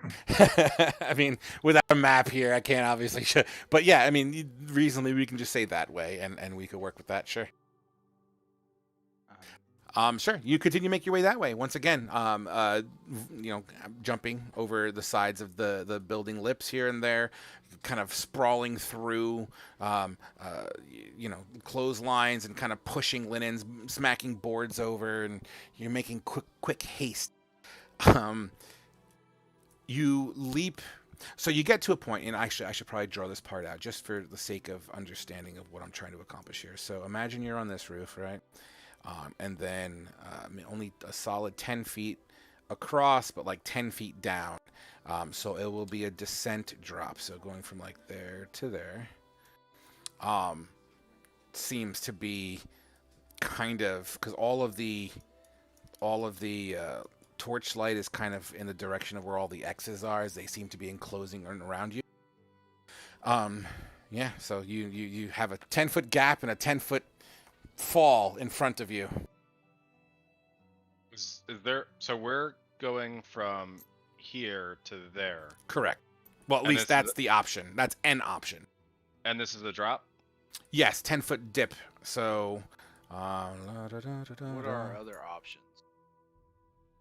Is there another hatch? Or is there like other houses closer to us? Or I mean, there are other rooftops around, but once again, that torchlight seems to be in that general area. And is there more like rooftops this way? Oh yeah, Okay. yeah, they're still all city that way. but it doesn't look like we could go like right or left like 2 houses and be on the other side past the torchlight. Was my question. 2 or 3 houses other than... No, like they know they're locking in on you, man. It's just a matter of time. That was okay. That's what I was trying to figure out. Yeah. No thinking, just run. We break their line of sight and we hide. Go. Okay. Let me see who lands in a manner that's funny. Everyone give me I'll give you the choice. Either give me a dexterity saving throw, or you can use your acrobatics to vault 10 feet down and 10 feet across. We've already verified that Wrath can make the 10-foot jump, so he will absolutely make it. It's just how gracefully is the question. Anyone that rolled below a 10, as you hit harder than expected. Maybe your foot slid out and you kind of barrel roll it. But in fact, you know what? Who's the worst one here? Ramil, as you were the worst one, everyone has jumped and you're the last one to jump, right? And you hit the floor and your ankle just kind of shifts a little bit. And you kind of just lose that muscle, that stiffness in your muscle, and your knee just kind of gives out, and you tumble to the ground and you slide. And your face hits something scaly. And here's where we get into the fun stuff, gentlemen. Hold on one second while I set the board up. Wait, did he fall on the ground? He's currently prone, kissing something scaly at the moment. On the rooftop. On the roof that you all are on, yeah. One second. It's a clobbering top, bitches. Perhaps. Give me just 1 second here. Please. If it's not part of... Cross your fingers. Please, please, please let this work. If it's not part of the party, you're obviously human. Rat's gonna kill it.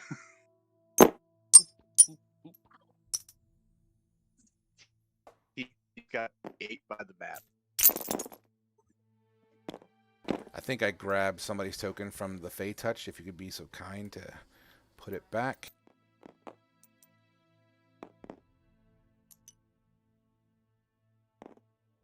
There's Fedivin. Oh, he doesn't matter.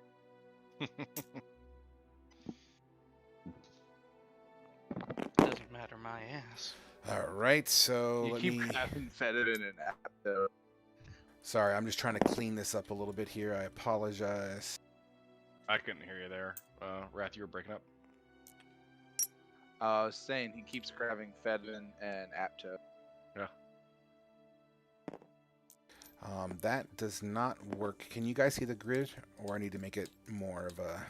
Here, I can see if, see it. see if this color's better. Maybe a little bit bolder. Is that Oh, better? that worked. Yeah, I can see that. Yeah. Okay. That- So, yeah. the rooftop you're on is a rooftop you jumped off of. And you all land down here. I don't know why that's there, but let's just delete that little fucking... You know what? Fuck it. It gets put right there. Boom. Yes. So, as Ramil, and Ramil, unfortunately, I'm going to have to railroad you here as far as where you land. So you land, and you kind of like biff it, and you slide 5 feet, and you kiss this creature. And actually, you guys are going to be back a little bit further too here for continuity, kiss guys. the bride. Give me 1 second here. So,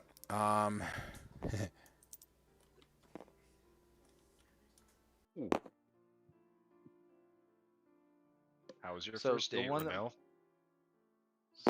Just so I understand right, the house that my orange hand is circling, that's the one we jumped from? Or was yes, it this one? this one over here. Okay. I was just curious. Absolutely. I know give where me- to kind of set my token up at. Yep. 1 moment here. Just want to make sure I got the correct size of the token here. Yep. All right. Cool. So anyway, you jump down, Ramil. You biff it and you slide into the tail of this creature. As you look up, you see its forked tongue and begin to raise up its weapon, getting ready to come down on top of you. And that's where we're gonna take our 10-minute break. Want to set up initiative right away? Yeah, you can go ahead and roll your initiatives now if you want to get it over with. But we're going to take a 10-minute Fuck. break and get into the nitty-gritty. Why couldn't I get a nat 20 any other time other than initiative? Nobody hit. Oh, wait, no, we didn't kill Ramel. Three. Do elves not get short rests? I was trying to take a long one. Well, you still would have benefited from the short rest, at least, for the record. Oh, okay. I would done some hit dice then. Yeah, I'm a dick. I'm not an asshole. You know, you could definitely take the short rest, at least. And Zarkul. The hairy face looks good on you, man. You should keep it. I plan to. I just finally got a job where I can keep it this way. Yeah, no, it looks good on you. Thank you. Oh, Motete, you look good too, brother. I actually trimmed my beard. Ugh. I look the best out of everyone, so I'm just kidding. I'm actually excited. I'm shaving my asshole later tonight. Gonna bleach it too?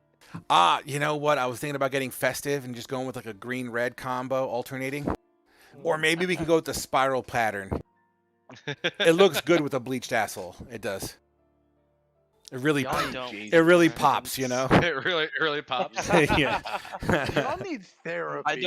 I don't think I want to understand what's being said here. I'm just gonna stay off in I'm just gonna stay off in my generation's mindset over here. Kids, I tell ya. Yeah, I right. actually think I'm almost younger than Frog's oldest. I'm going to be my oldest is 6 going on 17. Yeah, 16 going on 17. Yeah, I'm only 2 years old. Audra, how old are you? 16. You'll be 17 in what? March, February? Huh? In a month and a half. Okay, apparently there's a month called a month and a half. You know, this new generation It's likes either to December redefine or everything. January. That would be January. A No, month and I a think half her would be birthday's in January. February. So I think she's wrong. I think that's 2.5 So that months. would be. Okay. Yeah. Either way, Frog's getting old. Yeah. Either way, I will be turning. I'm only 2 years older than your oldest. I'll be turning 39 in a month and 8 days. Ew. Yeah. I'm surrounded by old timers. Hey, you're younger than my mom Yeah, at least. what are you, like 60? No, He's He's like 24 or 42. Some shit. I'm 27. That's what it was. He Yeah. acts 42. I'm the old fart. What are you pushing, man? You don't look like you're out of your 40s at all. You look actually, I'm going to go ahead and a limb and say if you're in your 40s, you got to be like either 40 exactly or 41. 44, 45 next month. Shit. Babe, I'm not the oldest one. I'm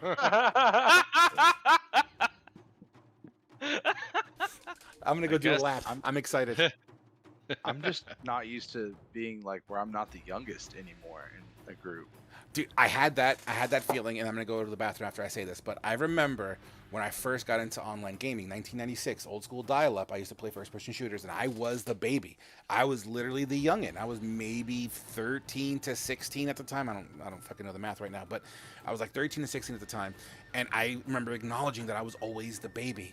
And as I never acknowledged my age, and I never acknowledged getting older, and now when I log in, I join guilds or clans, I'm the fucking old guy, dude.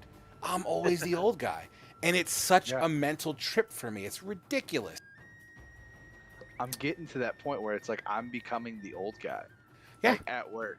Because yeah. like I'm close to 30. I'm 27. And I'm talking to these kids and I'm like, "How old are you guys?" Like, "Oh, they're 18 to like 22." Oh, dude, my And they fucking think 16-year-old. She was like, "Oh my god, I'm so old. I'm 16. I'm going on 17." I almost fucking threw a dice at her. You should. You should throw a brick. But like they act like I'm this. I have some type of like mystical wisdom because I'm 27, and I'm like, bro, I'm You do, barely an don't you? adult. Okay, like I have to find someone that's like an adultier adult to help me adult. Okay, like no, no, I'm not that smart. Okay, like Be right back, my bathroom. Thursday game that I run, there's I think 25-year-old, a 29-year-old, two people in their 50s, myself, and let's see, and then my father-in-law who's 72. what? All right, I want to be that So cool we're old an guy. old group. I want to be that cool old guy that's in his 70s and still playing D&D. That's fucking awesome. That's gonna be our whole that's gonna be Frog's whole Discord. You realize that, right? Oh yeah, it's gonna be all of us. We're all still gonna here be in, like, old as fuck. 30 years. and Yeah, Frog's thing. Ah, you Uh, old people. yeah. Then Zarcool's still gonna be the baby. Ah. No I matter don't what like happens. being young. We're gonna be in like the retirement home, still playing D&D. Don't worry, I'll make sure to get everybody together. Yeah, and then, Yeah. then everyone will think you're crazy because you'll be talking about your game. And they're like, "Oh, he's losing it." Right? Yeah. I'm gonna go back to the senior citizen home, talking about my Dungeons and Dragons game. Be like, my elf paladin slayed the dragon today. That's a cool story, Grandpa. Let's get you back on your meds. Grandpa's off his meds again, talking about slaying dragons and fucking elves. Father-in-law, he plays Guild Wars 2 like every day. What? What? Wow. My Awesome. father-in-law is my spirit animal, bro. My older brother is the only one that I know that still plays Guild Wars, and he just got like the epic weapon, and he's like, all right, that's it, I'm done. What? Like, Well, my father-in-law got the legendary weapon, and then now he's working on his legendary armor for that. Yeah, he just finished like the legendary set. I forget what he was playing. He was playing one of the lion people, or I forget what they were called. Yeah, I played it lion, many years ago. Damn. Are you talking about Leonin? No, No, it's Guild Wars 2. lion people. I thought they had the same Oh. name. Calling them lion people is offensive. I mean, I forget what they were called. Would you rather me call them cat people? I still love Matete's fucking Headset, yeah. headset. It's glorious. It fills my soul with joy. Diva is back in the game. I just want to hear him say that one time when he gets in. Oh god. But with like Motete's voice when he's casting in Latin. Yeah. He's gonna Like, figure out how to say that in Latin and say it, and then tell us what he said. yes, please. Dude, I'm just chilling on my balcony now. He's the only person I've met that can speak Latin. Yes. Because I feel left out here. How's it going, guys? Hey, Ramil's What's up, man? back. Hey, how's it Yeah, going, Ramil? I'm just not in the mood to have my camera on today. You just Can't had to blame you, pillage dude. some village, and then he came back to video. Alright. I'm super glad we're about to go into combat because I just want to hit things. So this is gonna be great. Hey, so Asher, on Thursday, you're not gonna kill Grognar, are you? No, but we're gonna have a talk, and then it's gonna be very interesting to figure out all that shit. So yeah, Grog and Asher are gonna have a talk. So you're And, not gonna kill me, hopefully. I've been so far behind on all the streams. It depends on, did Grognar take part in torturing and killing Asher's companions and his the people under his command? Not the torturing part. Maybe the killing part. Not the torturing part, though. Well, they were tortured and killed by the deformed orc and his cronies, and some goblins. That sounds like metagaming talk. Sounds like. Well, no, his character was wrote into my character's backstory. It was more And- like he's my shield brother because we're part of the same horde. Yeah, and Basically, Asher how I was doesn't at the know- village. yeah, Asher doesn't know that Grognar actually, like, how involved with the group they were. Yeah, he just So, at knows that some- Grognar was there and despised by the others. Yeah, and was left for dead. Because we haven't had really a chance to talk about it. But next session, where Asher's going to bring it up, and depending on what Grognar says, is going to be on if Asher tries to kill him or not. Because the orcs that they're fighting turns out to be the same ones that Asher has been trying to hunt down, because they captured his squad and tortured them and Asher had to sit there and listen to and watch his friends and his subordinates get tortured to death. Sounds like a great And- time. Yeah, and so if Sounds like an Grognar Addams was Family. like, "Oh yeah, I totally took part in that," then Asher's gonna try and slit his throat. It's gonna be a bad time because you're not gonna be able to see or hear me. Well, all I'm going to say is this. Grognar, as the player of Grognar, I give gonna- you full permission. If what you think Asher would do is kill him, I give you full permission, and I will be fine with him dying. But as the he's only gonna attack you, and try and kill you if you're like, yeah, I helped torture your friends. But if you're just like, hey, I was just part of the group, he's not gonna trust you, and you're gonna have to work to get his trust, and you are probably not gonna get healed from him or anything. don't worry, I can heal myself. And all that. He's probably still gonna hit you, but he's not gonna try yeah. and kill you. Yeah, no. If you're gonna hit me, I'm good. Again, Yeah, and don't expect to actually have your back in combat for a while. But if you're, and I don't want to know what your response is until Thursday. But yeah, it's all going to depend on what your response. There are a couple responses that would trigger Asher to try and kill you, and there are other responses that will dictate other stuff. well, the response you're gonna get, I'll warn you ahead of time. You're probably not gonna like, but I don't know if it'll get me killed. It's kind of a 50-50 toss-up. I'm back. Welcome We'll back see to the what party. happens on Thursday then. Welcome to the It's gonna potty, be a pal. fun time on Thursday. Why? What's Thursday all about? Oh, Zarkul just me and him were talking because we talked about it last week too, of how involved he was in Asher's backstory with the capturing of his. And, I'm part of the horde, is what I've said. That's it. We're gonna have some character development on Thursday because they're gonna finally be able, because we haven't had a chance to actually talk about that. Yeah. And I only brought it up because he said he was going to talk to my character about why were you with them? Yeah, and he asked, what's the odds that Asher tries to attack him? And it's like, well, did you help torture and kill his friends?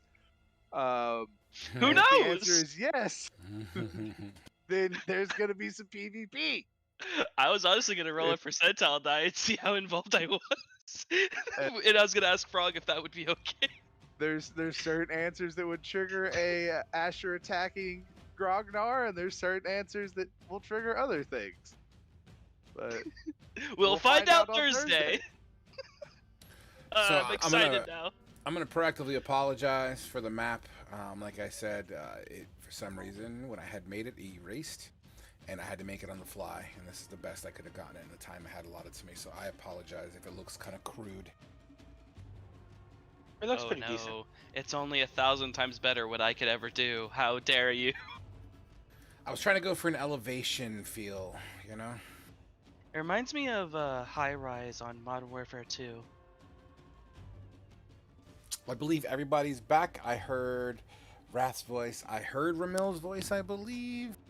Yeah. No, you didn't. It was all a Okay. figment of your imagination. Gotcha. Then I'll wait for Ramil to get back. Ramil, who's Ramil? For a second there, I had to double check the name. I'm like, wait, am I referencing the right character? Mills the one that's French kissing a snake right now. All right, I'm so pretty sure you're. go ahead. I'm sorry. Deep throat. I was just gonna make a joke about him Just- deep throating something. Just The typical snake. Ramil things. Yeah, he's French kissing a snake. It's fine. Lips to butthole. Which one? All right, guys. As I move the black bear token over here, because it might be a factor. All right, so I assume everyone is ready to go. Let's go ahead then and Get ready to rumble. Khajiit's face right there was pretty epic. All right, cool. So as you guys are dodging, weaving, trying to stay away from this mob of Yuan-Ti who's clearly hunting for you guys at this point in time, dodging, and you take a leap of faith, hopping across an alleyway. And unfortunately, Khajiit and Ramil don't land as softly as they were hoping to. In your haste, just jumping, land in front of this disgusting abomination in front of you, which looks to be a sentient giant snake wielding a very large scimitar in hand, who's currently in the process of getting ready to swing down into Ramil's flesh, which takes us to initiative. Everyone has it set, I assume, at this point in time. So, rolling initiative, and why is Fedivin's token on the floor? Okay. Again? I fixed it. Rolling initiative in 5, 4, 3, 2, 1. Beautiful. And as it sits, so this creature raising his arm up into the sky with his scimitar in hand, about to come down. Wrath, you're the first to see what the fuck is going on. And Wrath is going to run forward. Where do you see Mortis? Initiative. Between Khajiit and Zarkul. My bad. Yeah, Motete, you forgot to click yours red. I just turned it on for you. I will fix that. Give me 1 second. Mortis is a big bad that was killed yesterday. Yeah. No, I know who Mortis is, but I kind of was just saying that as I don't know who Mortis is. to draw attention. I thought it was some type of weird snake thing again. There we go. All right, so let's do that then. So Wrath, I do apologize. You said you do what now? You charge forward? Yeah, I've moved up, and I'm going to punch this thing. Absolutely. Go ahead and swing away.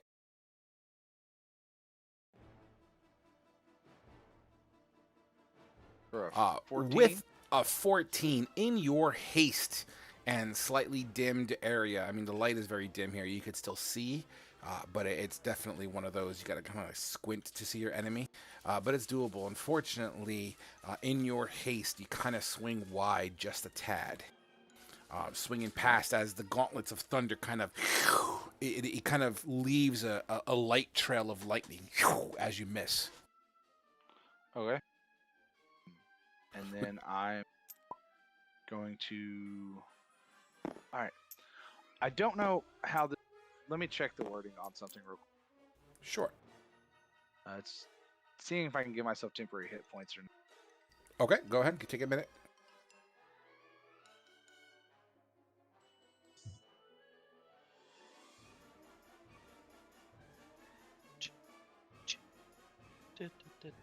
Okay, never mind. I can't.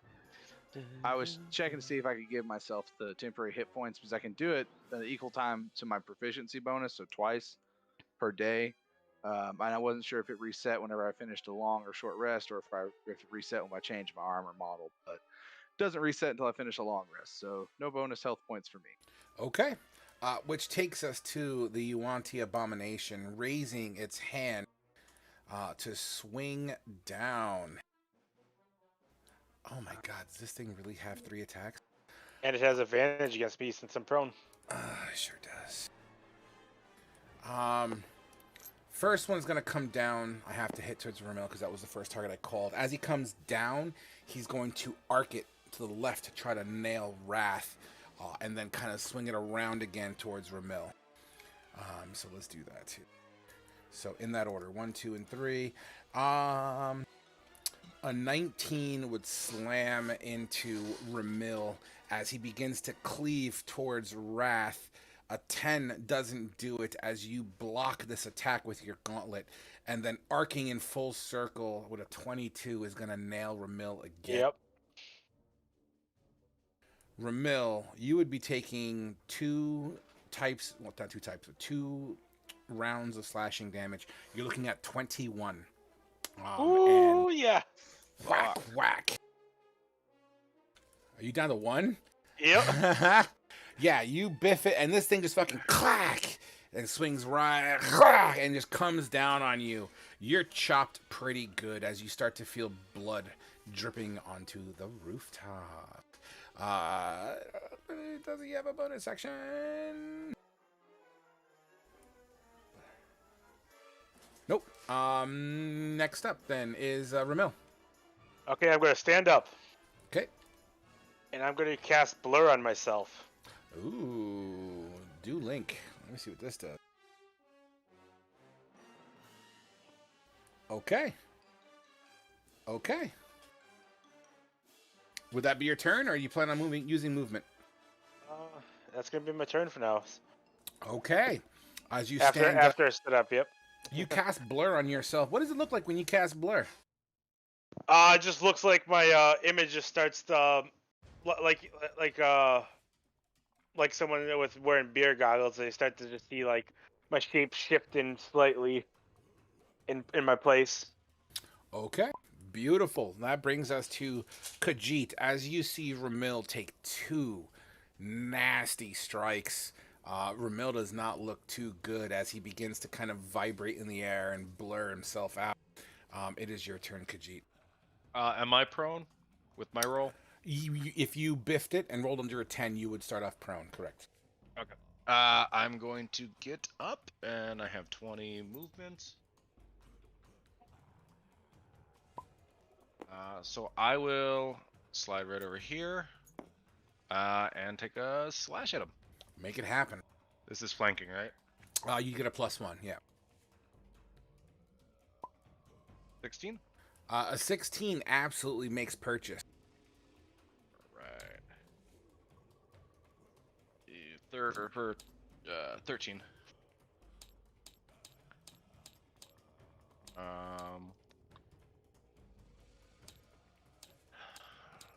And I'll go in with the scimitar as well. Okay, make it happen. As you slice with your, or as you poke with your rapier, rather, is that a 1? Is that a nat 1? Does flanking help that? No, because the dice is still the dice. That's a 3d6. 3d6. That's how we're gonna start our combat, Khajiit. Are you gonna throw your arm Every out again? time. Oh, you know what? Khajiit dislocates his shoulder. Again. I think I just did. I think I strained a muscle. You strain a muscle for the rest of the encounter. That seems the most common one. So you get a -1 modifier basically for the rest of the combat. Okay. So yeah, as you kind of swing with your offhand, you just you twist, man, and your tricep just pulls, and it kind of just sends like this electrical shock down to your fingertips. I knew I should have moved away. That'll be my turn. Okay. Zarkul, you are up. 10. Motete, take this, and I'll hand Motete my glass bottle. And then I'm going to use my action once I get right here to turn into a black bear. All right. So I will move Swap my it. character over there. What Black does bear this right bottle here. do? It's a health potion. It's my wine bottle. Ah, I have a potion of healing as well. Just All FYI. right. As you turn into your bear, that's an action to do that, right? That is an action, yes. That sucks. Ugh, I guess that's why moon druids, I guess. Yeah, that's why moon druids are broken. Because I could turn into a dire wolf right now if I was a moon druid. How much health does your black bear have? Just so I know. I'm using Jarkul right now as the model for it. Because So, I have okay, my so health 19. saved on my other character sheet. Okay, that's perfectly fine. All right, so we'll do that. All right, would that be your turn as you turn into a bear? Can I try and like force Ramil back? No. You're as far as I'm concerned, you're still in the process of metamorphosis.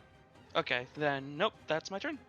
All right, Motete, as you're shoved this wine bottle into your hands, and it gets shoved to you when he's like mid transformation. So he's like, Motete, grab. okay. I will cast Spiritus Draconis on my Dragon's Breath on my Raven, and I'm gonna have the Raven fly up and just get. I know the Abomination's probably taller than everybody else, so like its head probably sticks out, and so it's gonna breathe just so it catches just the top portion of the body Okay, and no one else. 100%. Sure. What is that? A dexterity save? Yeah. All right. With a 10, I do not dodge. What's the damage report on that? 6 fire damage. The fire creates this light all around as the area glows in hot intensity for a brief moment. Yeah, we'll leave it at that. And then, so that was my bonus action. Okay.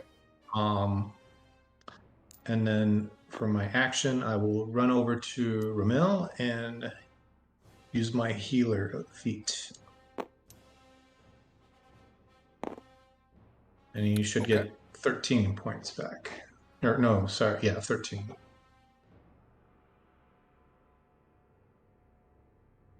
Just give me 1 second. Just double checking one moment here.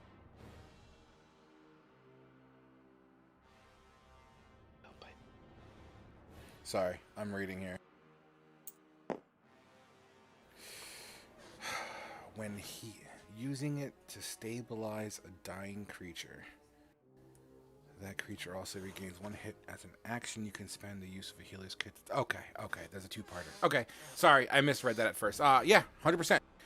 You quickly dip down and begin to patch this blur up. Ramil, you're blurred, right? Yep. Does that say all effects or just enemies? Disadvantage on attack rolls. Okay, cool. So yeah, I'll allow it. Go ahead and gain your health if you haven't done so already. And then I'm going to duck behind, use my rest movement behind this bush. Take cover. And he falls to his death. Old man took a stump. Qui-Gon! Would that be your turn? Yeah, that's it. All right. At the top of the round, with the light emanating from this raven's hot charcoaly breath, you hear. All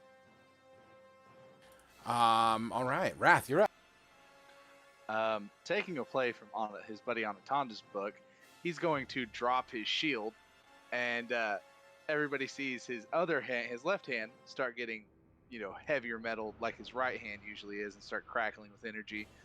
And I'm going to swing at this guy with my my main for now. You said swing at this guy and do what? You broke up the last second. I'm gonna take. Basically, I'm gonna use my bonus action to attack again with my thunder. Okay, so double punch, boom, boom. So yeah. So first attack. Yep. A 15, 16. Yes, that absolutely makes contact. For 11 points of damage. Okay, and the second one? A 19. 100%. Boom, Or, boom. 20. Dirty. Yeah, dirty. For another 9 points of damage. So 20 total. And he has disadvantage on any attacks that aren't wrath. Absolutely sexy. As you do this 1, 2, boom, boom, and every time you hit, this sparkling energy kind of almost like you're in a rave. Yeah. And these blue lights just crackle. And then Wrath's gonna pick his shield back up and yell at everybody to run, and then he'll deal with it. Absolutely. That takes us to Mr. Yuan-Ti.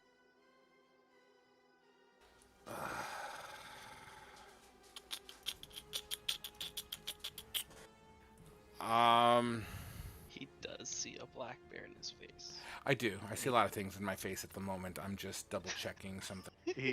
He also gets disadvantage if he doesn't attack the really big angry robot. So Yeah. They just rocked his shit for 20 points of damage. You know what? Why don't we do a little bit of this? Wrath.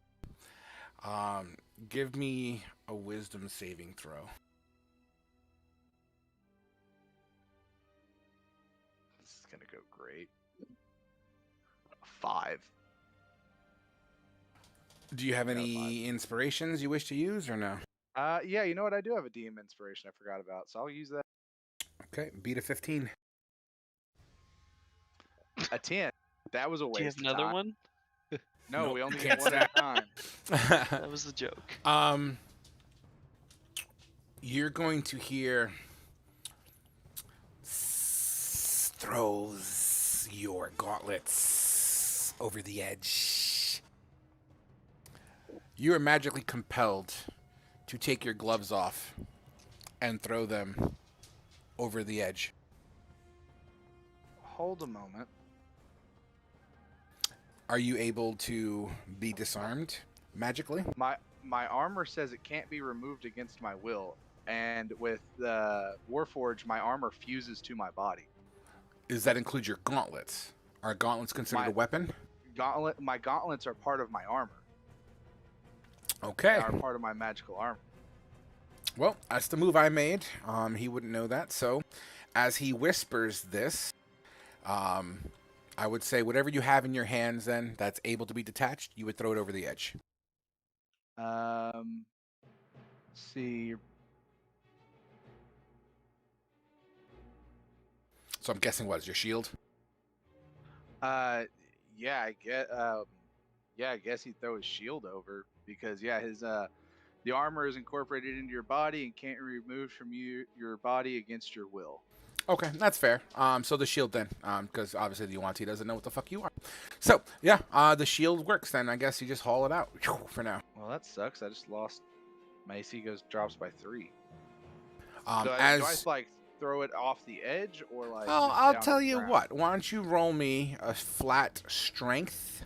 Actually, no. Roll me in athletics, and we're gonna say for every 5, 10, 15, 20. Well, it has to have a risk of falling over. Before you roll your shit, let's do it this way.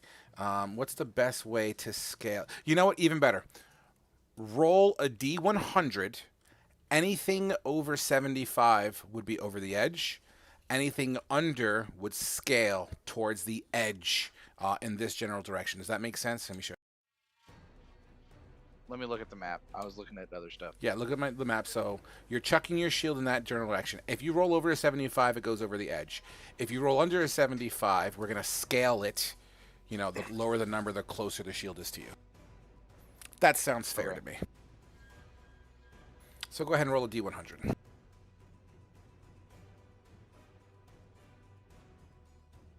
71. It's teetering on the edge of the roof. It hasn't quite fallen over.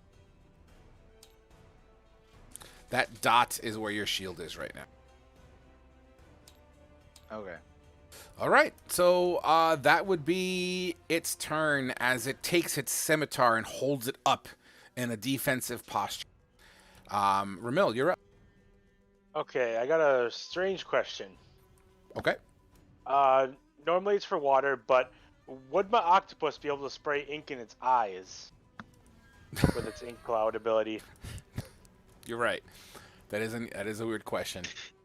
I have a weird answer. Because Squirt gun. No. here's the ability.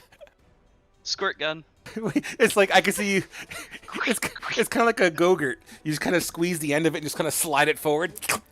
Wait, couldn't you summon your Fae thing anywhere? So could you summon it on its head? Yeah, I could summon it on its head. And then have it release the inkjet. That's why I was asking if it. You know what? Whatever. I'm playing the rule of cool. Sure. If you want to summon it directly on its head, Okay. why the fuck not?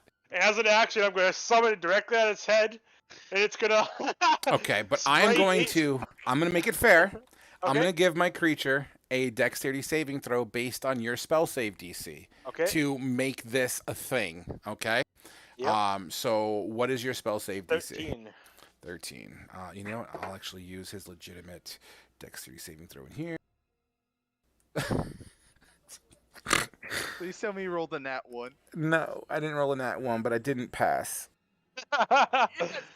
Yes! So Fuck that big this thing. little octopus, basically, it's like someone throwing a blanket over a moving car windshield. Except this blanket is covered with the goo, and it just kind of slides down. And the Yuan-Ti is going to do the equivalent of turning on the windshield wipers and just kind of spreads it everywhere. So I'm going to give him a disadvantage until his next, on his next round. Okay. And then my octopus will use its bonus action dash. Either does it have ground movement? Let me double check. I think they have like 5 feet. I know 5 a feet. giant. Okay. Advantage to attack him? No, move right he has there. disadvantage to attack you guys. Okay. And it'll move right there. It kind of just all the disadvantage. it just kind of goes on the ground. Okay, so that happened. I guess that was kind of weird. Would that be your turn? I'm gonna Yeah, take a inks. run and leap up here, and it gets an opportunity attack at me if it wishes. But It is, but it'll be a disadvantage, and you're gonna have to give me a successful acrobatics check, 10 or better. oh, Dude. You try to scale the wall, you bounce into the wall, boop, and kind of fall back down and fumble. So you did move. I don't move outside of his area technically. No, then, right? but you jumped up, which would take you out. He's still getting a hit. Okay. You just threw ink in his eye. Well, actually, I threw an octopus in his eye, and the octopus threw the ink. With disadvantage, 17 to hit. That'll hit. Ooh.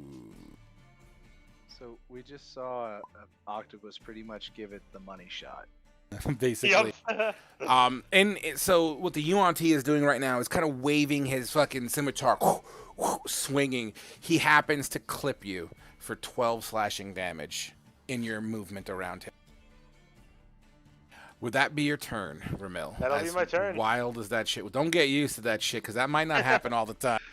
No, it was just on a whim thing, like, oh shit, octopus ink. It was creative enough to let you try it. Khajiit, you're up. All right, 17 and an 18. Yep. Right. Another one. So 13 points of damage. And 14. no, because I strained a muscle and Oh, 6. yeah. So 19 points total. Absolutely. As you slash and gash into this creature, he's starting to bleed from these open wounds. And I'm gonna hop up here. And that'll be my turn. Did you disengage for that? I'm mobile, so if I attack him, I can. Sexy. Look at you. All right. That takes us to Sarkul. I don't know Angie bear bear. noises. I'm gonna try and bite it, and then claw it. Okay. The 21 to hit. I'm assuming a 21 hits. For Just a moment. 6. I'm just double checking to make sure something here. One second. Okay. Yep. Okay. Cool. You said 20. Yeah, that hits. For 6 damage, and then a claw attack. Rolling a 6. I don't think that hits. I really need y'all to move so I can cast Thunder Wave. As you scratch and bite, your bite misses, but your claw gets underneath its body. It's like its underscales, and you kind of clip underneath it because you can push them forward, and you can see the soft underside. He begins to bleed from where I guess the equivalent of his belly button would have been. Would that be your turn? I'm gonna circle around 5, 10.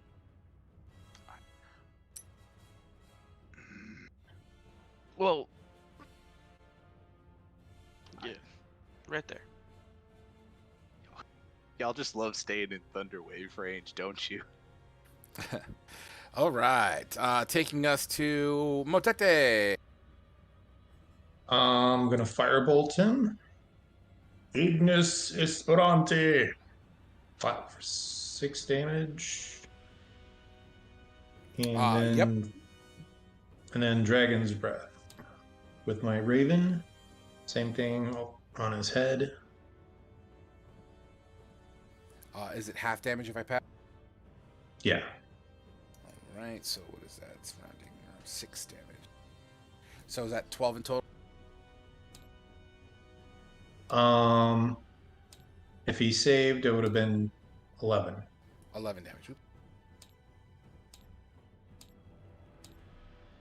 Amazing. As your Raven blows fire, once again clipping his top half, as he's still trying to get all this goo off of his face, and you cast your firebolt, slamming it in its side. It squeals, its forked tongue kind of flickers. Once again, every one of these firebolts and lightning gauntlets and all this shit is just creating these basically like shooting flares on top of a building.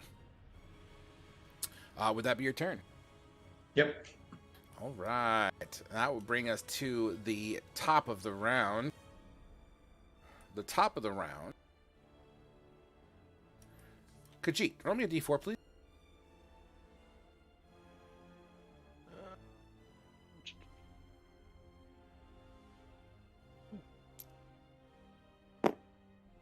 Two.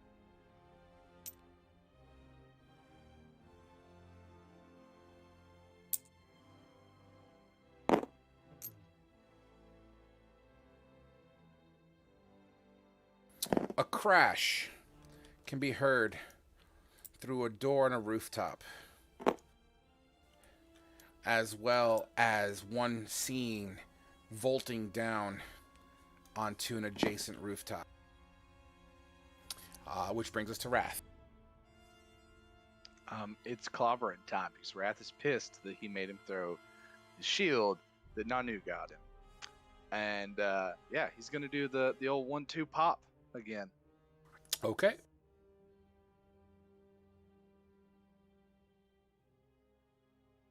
Ah, shit. That one on the first one. If you want to do the second attack for before you do your 3d6, that's fine too. Okay. Okay, now that we know what the 23. numbers are, go ahead and roll your 3d6, and then we can do the order of operations. Ooh, that's a 14. number you don't see much. The high one. Melee. Something gets in your eye. Attacks have disadvantage for 1d4 rounds. Roll your second attack again, please. That sucks. 23 still stands. So, okay. Yeah, just roll another attack with your. Okay, so the 11 would be the 11. disadvantage. So okay, it's clobbering time. You're just kind of winging it with all the flashes and whatnot's going on, and he's kind of scraping off the goo in his face and everything's happening. You somehow, one of your eye socket thingies don't work right some reason, but it happened, and you miss completely. Roll me a d4, please. Wait, something got in his eye? It Something, was the ink. The ink got splattered onto your 1. orbital eyeball socket joints and is fucking around with your targeting systems for 1 round. So next round, you should be good to go because this applied to this round. Okay, cool. So that's your turn, I'm guessing, unless you want to move. Since he has disadvantage on me for the ink stuff still, yeah, I'm gonna try and go grab my shield. Okay. And then I can't pick it up, and that would be like, Half your movement Fuck, to pick it. oh well, then I can't even pick it up yet. Because Okay. It took more than half my movement to get over there. All right, you know but what? it will take a Going- disadvantage swing at you, though. And uh, misses. Honestly, since I can't get to it and pick it up, can I just stay there instead of trying to go pick up the shield? I mean, I'll allow it now, guys. That's fine. Just going forward, if you're going to make a call, we're going to stick to it going forward. But for now, I'm okay with it because I already had rolled, but it's okay.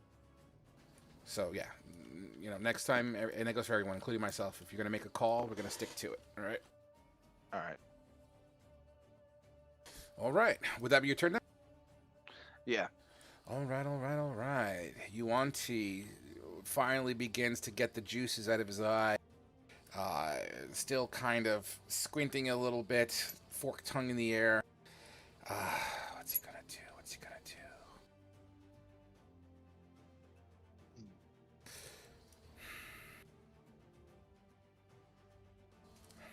Thinking, sorry. You know what he's gonna do? First things first. He is going to swing with a scimitar at Wrath. Second thing he's going to do is bite at the octopus. The third thing he's going to do is use his tail and try to constrict Ramil. So, we'll do it in that order. So the swing first. Oh, a 25 and a 25. Non-crit. I assume is absolutely going to slam into Wrath. 12 slashing damage slams into your abdomen, Wrath, with this scimitar. He then goes for the bite on Sir Octopus. And fucking crits. How much damage is that? Does it beat 3? It's not going to be damage. Basically, here's what's going to happen. This creature literally goes down and just fucking swallows your octopus. Fucking gulp. And then as it goes down, its tail whips out towards Ramel. Oh my god, another fucking crit. Was that a disadvantage? Oh, but disadvantage. Oh, you lucky motherfucker. So yeah, it misses completely as the tail's just kind of searching for something, but you kind of skip over. That takes us to you, Ramel. Okay, since octopus has been gulped.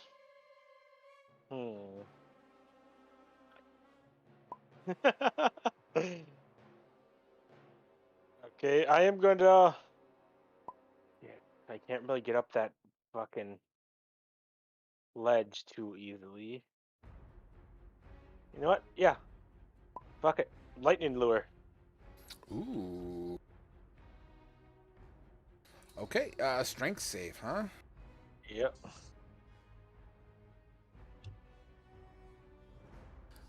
With a 24 to save, is it a save and suck spell or?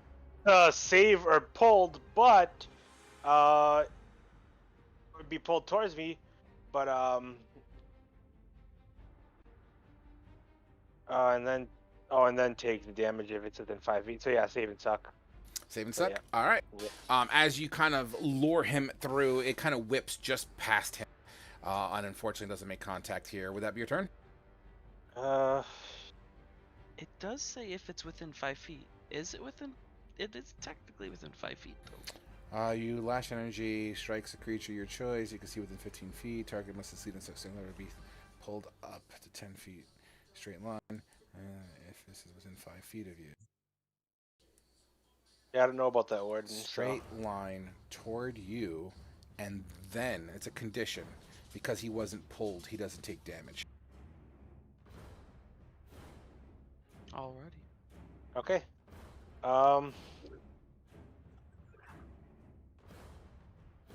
Do I try to run? He still has disadvantage on me. Yes, until his next round. Blur.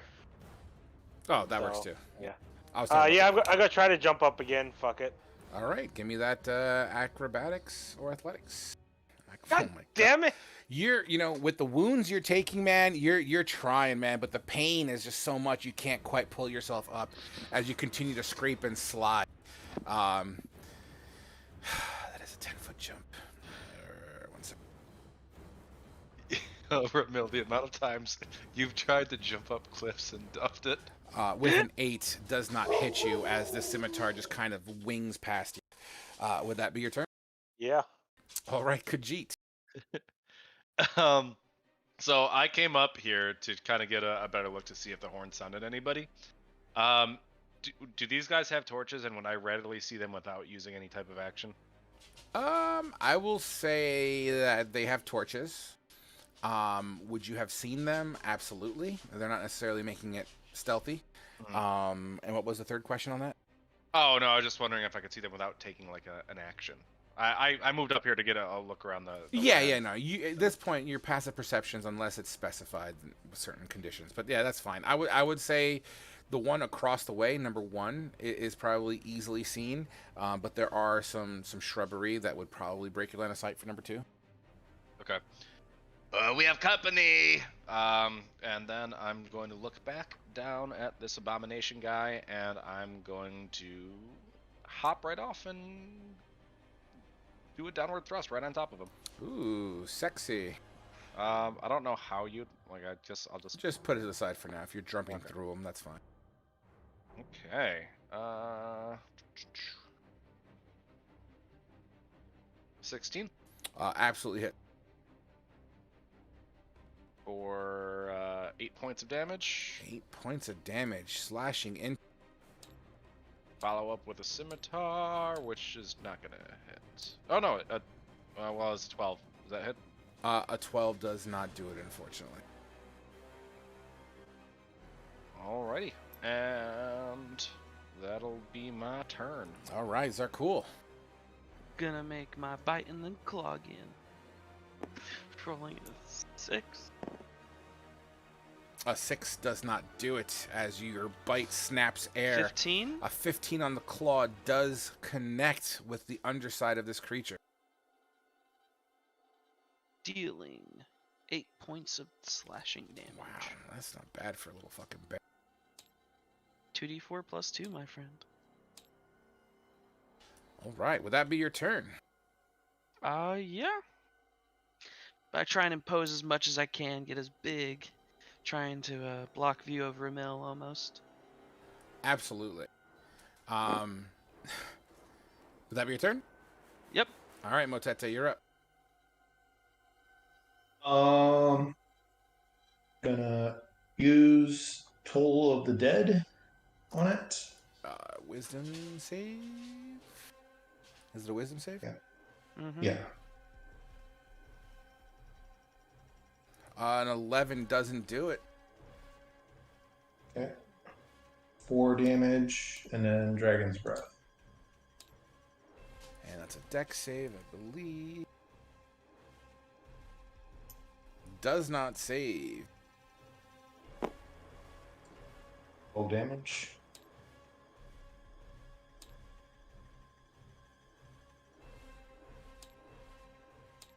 You're charred. Like the whole back side and right side of his face are just completely engulfed in char marks as the scales are starting to kind of give way to the overall bombardment you're doing to it. It's not looking good. Will that be your turn? Yep. All right, Wrath. Do I still have disadvantage, or was it just for that previous turn? Because I know I rolled It's a 1 for on the one D4. round, so it would have been. You said it was done with. It'll be done. I'll stick to what I Okay. say. All right. Then Going I'm going just gonna- forward, I will make a ruling that if anything like that happens, it'll be beginning on the next concurrent round, if it applies. Okay. You know what I mean? But for now, I'm going to stick to what I said. All right. Then I'm gonna attack it again. After right, he rubs his eye and kind of hits the side of his head to get his ocular nerve back into place, Sure. and goes punching again. Ocular nerve. Or his ocular Yeah, it's great. piece. It's great. 25 on the first one Slams into the creature. for 11 points of damage, and then second a 7. Does doesn't not ma- do. But yeah, the first one did 11 points. The 11 absolutely stings. And this creature is beginning to lose its structural integrity. Is not doing too well. Would that be your turn? Yeah, it's got disadvantage on any attack that's not against me. That's all I was wanting. Gotcha.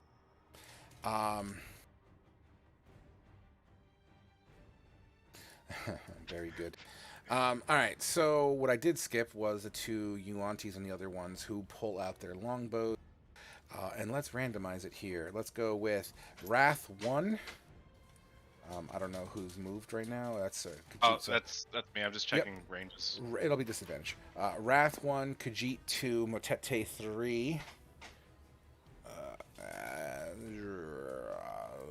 Let's say that'll be the only targets for this guy because the other ones would be all line of sight. And then we'll do that one first. So we'll do the first one. I'll roll a d4 until I hit one of your numbers. D4. Who's number 2? Is that Khajiit? Khajiit. Longbow. Disadvantage. 10 doesn't do it as you guys hear a screeching arrow fly by. Now the other one will have full range on all you guys. So let's go Ramil 1, Zarkul 2, Wrath 3, Khajiit 4, Motete 5. I keep on going to the wrong side of the fucking table for my die. Who's number 3? Wrath. The longbow flies, a 21 and a 21. So my disadvantage was a 21. Jesus. Yeah. It So, is. yeah, it's not gonna do too much, I don't think. 3 piercing damage slides into your back, releasing 10 points of poison damage, but you take half of that for 5, so 8 damage total for you. Awesome. I'm really glad I'm resistant to poison. Yeah, that poison damage was nasty. I didn't expect it to be that high. But you feel a bink, and this arrow just kind of pierces through your back, and you're like, what the fuck? Now that takes us, because Wrath went already, so that will take us to the Yuan-Ti Abomination now, who's really not looking too good, guys. In fact, he's hurting in a pretty bad way.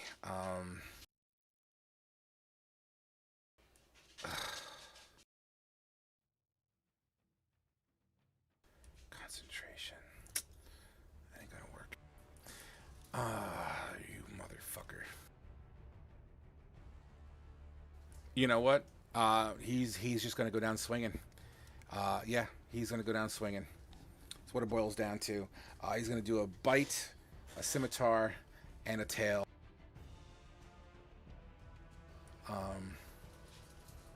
Yeah, that's just what it has to be. Okay, so that being said, Khajiit, he doesn't fucking like you at all. He's swinging a scimitar at you, 2 hands. Don't forget, he has disadvantage. Yeah, absolutely. on all With his an attacks. 18 and a 22. So does the 18 hit? 18 does hit. Boom! 9 slashing damage sinks into your fur. He will follow that up with a bite attack on you. Oh, 24 and a 26. The 24 hits. Ouch. Okay, so it hits you with the scimitar, right? It then lurches forward and bites over your shoulder and around to the back. You feel its 2 fangs sinking into your back. The piercing damage alone is 10. you start to feel a burn sinking into the underside of your flesh on your back for an additional 10 poison damage. Damn. It then is going to take its tail and swing at Ramil. A 13, I don't think does it. You lucky bum. As the tail's just flipping around in your area and doesn't do it. And that would take us to Ramil. Okay. It's him. Finish him. Let's try the lightning lure again. Sure. I really got for this close range. Dexterity saving? No, strength saving throw. Strength saving throw. Believe it or not, I rolled a 5. I failed. Oh, 2 lightning. 2 lightning damage. Boom!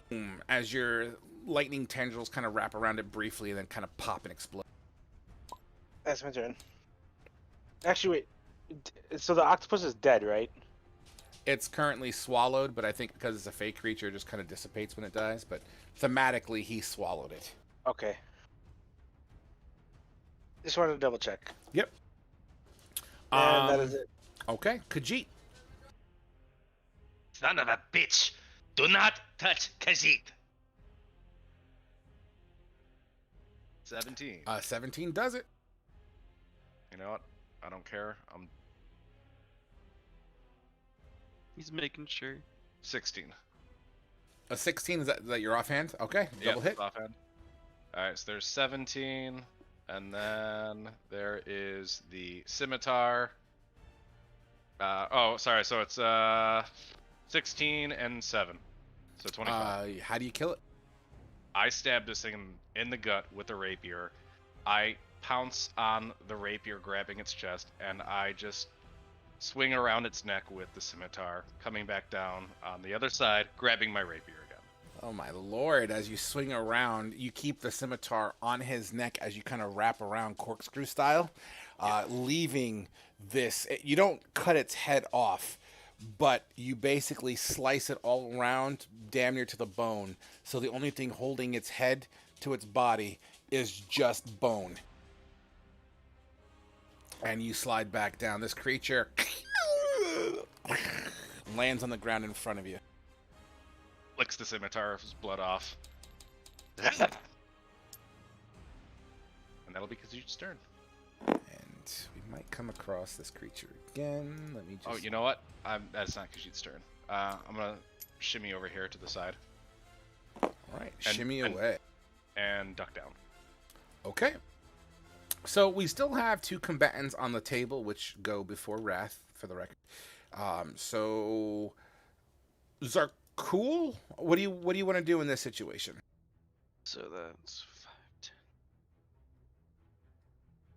I kind of like get in front of Motete, trying to give him some cover from the arrows, and kind of hold the rest of my movement to move with him towards everybody else.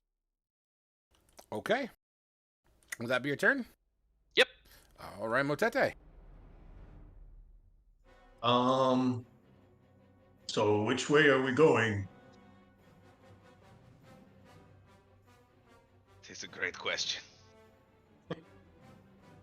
You see the bear like point in the opposite direction of the Yuan-Ti. So With what I its will nose. say, just to kind of, because I know it's just a random city block here, but what I can say, so you guys were, pardon me, you guys came from this way. The palace would be in this general area, or that general direction, just to kind of give you some degree of direction. You know what I mean? Well, it's not really my turn. I'll be quiet. I mean, I mean, even though there's still an active combat, obviously we're gonna have to go into some sort of not theater of the mind, but you know what I mean. Like, there obviously is going to be some time breaks here. So I mean, you guys are more than welcome to come up with a plan, and we will keep it in turn order unless you guys decide something else. We're just gonna go. I'll see where Zarkul was pointing and go in that direction. Okay. Which direction was Zarkul pointing in? This way. Okay. Same direction we've been heading in. Okay. All right. So I'll try to jump. Let's see. Sure. You can give me the acrobatics or athletics to jump up that wall. Just beat a 10. No, I can only move there, so. Okay, that's perfectly fine with me. At the top of the round, not only are you going to take 2 shots, but you also hear a commotion coming from roughly about where you guys jumped over to this area. So, right where Zarkul's token is.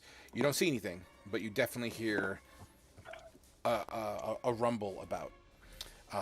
So, 2 shots.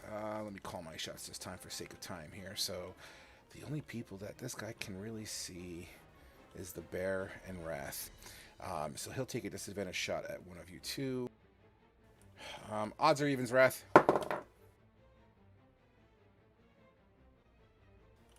Odds or evens are evens. Okay. Evens. It Sorry, was I forgot to hit my push. It's all right. It was an odd, so this is going to the bear at disadvantage. An 11 doesn't do it. As It does. It does? Get the fuck out of here. Black Bear's AC is 11. Oh my. Okay. The arrow sinks into your upper shoulder, left side, for 7 piercing damage, and you feel it bleed poison into you for an additional 6. Still got my bear form. 13 altogether. The second one is going to move a wee bit closer. And attempt to... That token's way too big for the square. Is going to pop a shot. Wrath, honestly, is the closest target that he could logically take. So he's going to shoot a disadvantage shot at you. 17 disadvantage. 17 just hit. Oof. Another one, bink, into your back for 9 Actually, I think it's the same guy from last time. He seems to be a crack shot. 9 piercing damage slams into your back, basically alongside the other one that's sticking out of your shoulder blade area. It sinks in some extra corrosive poison, but you only take half of it, so it does 8 points of damage, but you take only 4. So 9 piercing, 4 poison total for you. So 13 points of damage. Correct. And then, yeah, so that's that. That takes you to Wrath. You're up next as you feel this blink into your back.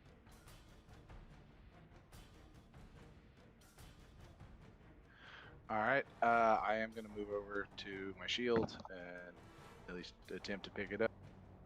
Yep. And then that'll be all of it. Okay. It'll be next turn before I can get my shield up. Okay. You could That takes us to Ramil. Okay, I would like to try to back up from the wall a bit Okay. and kind of run and use Khajiit as a step up onto the wall and to Sure. get myself a little bit easier. I'll tell you what. I'll give you an athletics or acrobatics with advantage because he's alley-ooping you. Oh my god. Dude, you know- walls are your enemy. Even with the alley-oop, you kind of don't get enough clearance and you smack into the wall a little bit. Every time you're trying to climb this wall, you're just leaving blood trails on the wall as you slide back down. Fuck it. Can't you face step or something? I was trying to save it. Up to there. Hold on, I'm still processing the 3 times you tried to climb this fucking wall. It's only a 10-foot wall, man. Oh my god. Oh, that's funny. Okay, so that happens. So yeah, you say fuck it and bamf. You. And then we just need to see ranges. That's 175 roughly. Yeah. Okay. Can I see any commotion on the roof we came from? being up here? You know what? Yes, you can. Didn't anticipate that. Give me one moment here. Don't die. I'm just imagining 3 red like silhouettes of Ripmail on the wall. Can I point out he either failed by 1 or 2 every time? Can you what? Can I point out how he failed by 1 every time? Yeah, dude. It's great. It's beautiful. You would see just the tops of these these Yuan-Ti's heads.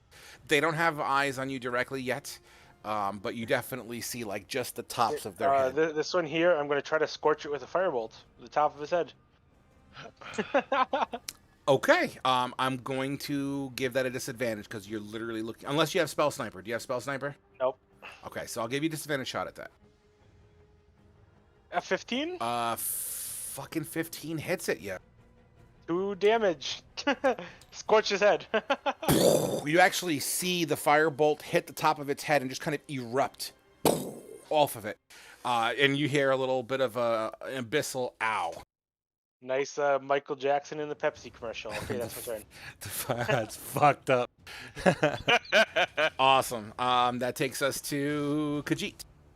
All right, I'm gonna climb up here. Can I grapple Motete up here? If you want to use it as your action, and if he's a willing participant, you could absolutely vault him up, sure. You could, like, lay down and grab him. Yeah. Motete, you cool with that? Yeah. All right, I'm gonna pull him up. Okay. I'm going to say, Motete, you'll be right here just for sake of the grid. Okay. So, can I continue to drag him? I would say this. You have to lay down to get your arm down to grab the old man. So I will give you the prone status for free, but to stand back up will take half of your movement. Well, that was 10 feet. Pulling him up was the action. So I would only have 10 feet, so I can only move him one more space over. Correct. Okay. And I will drop prone again, I guess. Okay, that's 100% awesome. Would that be your turn? That'll be it. All right, Zarkul.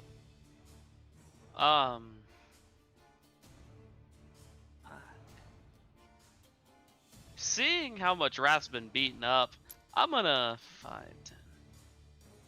try and give him a little bit of cover. Try and take a hit for him. Okay, that's perfectly fine with me. Kind of stand up on my back legs and just like widen my arms and just roar at the Yuan-Ti. That's fine. If any shots would head towards Wrath, they will be at disadvantage because of your intentions and what you're trying to do. 100%. Okay. That sounds fair. That takes us to Motete. I'll just keep going with the rest of the party.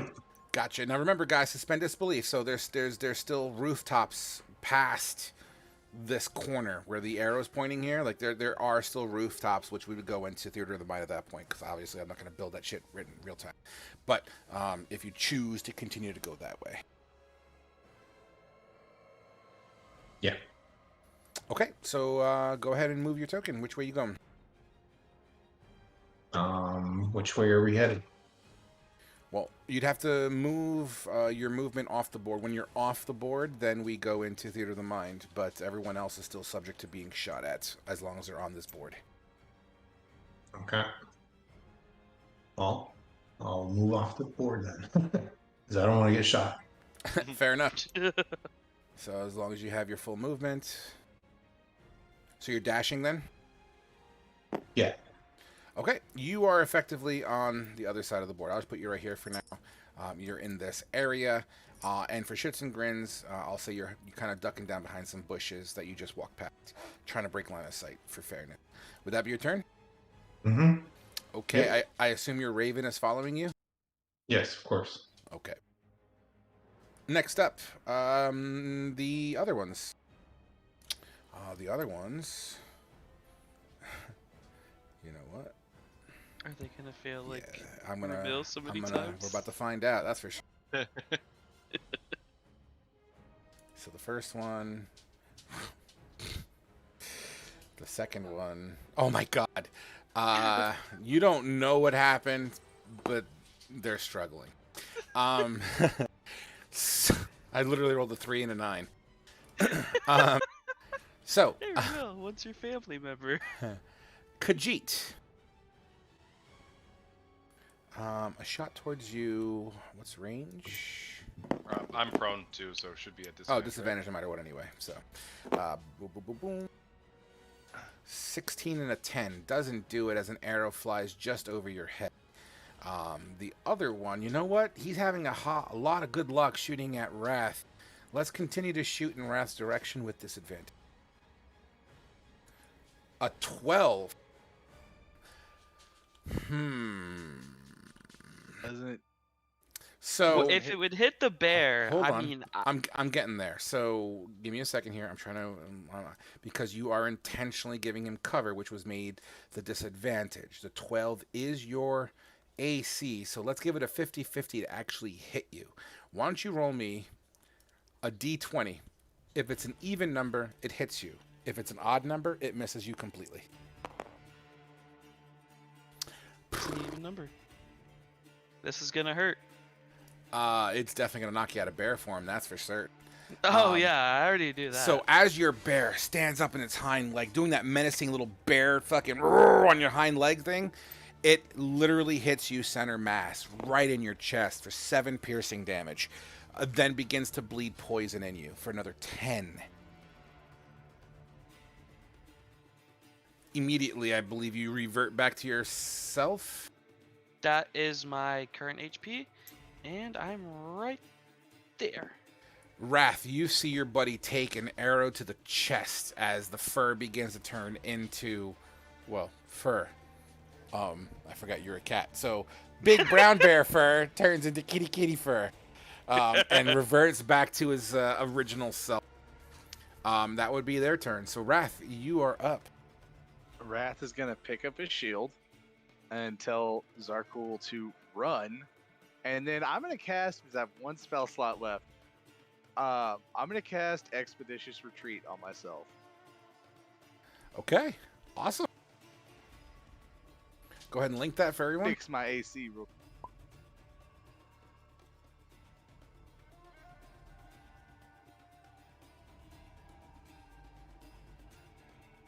So just as a bonus action, I can take the dash action. Okay, fantastic. And you said you're dipping? Yeah, I'm going to. So it's half my movement to pick up my shield, so I've got 15 feet. Now remember, it There. costs a bonus action to cast the spell. Yeah, and then I'm gonna take my action this turn to dash, so that way I can get up here. Or get at least to the wall. Ah, yes, action. It's okay. Gotcha. Give Yeah. me a 10 or better on that little hop there.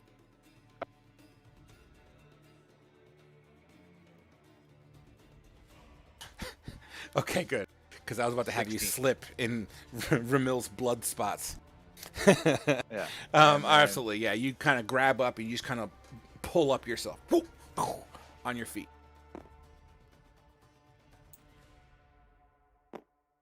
Awesome. Would that be your And, turn? yeah, that'll. Yeah, that's pretty much all the movement I had left. So. Okay, it seems like you guys are in retreat mode, so let's finish this round out, see where we guys go. Let's go with Ramil. Hey. Going to move right there.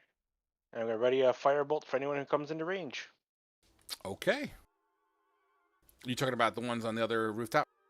Any rooftop, so anyone who comes in within 20 feet of me that I can see. What's your range on that? Is it 150 or 300? 120. 120. Okay, gotcha. All right, cool. Would that be your turn? Yep. Khajiit.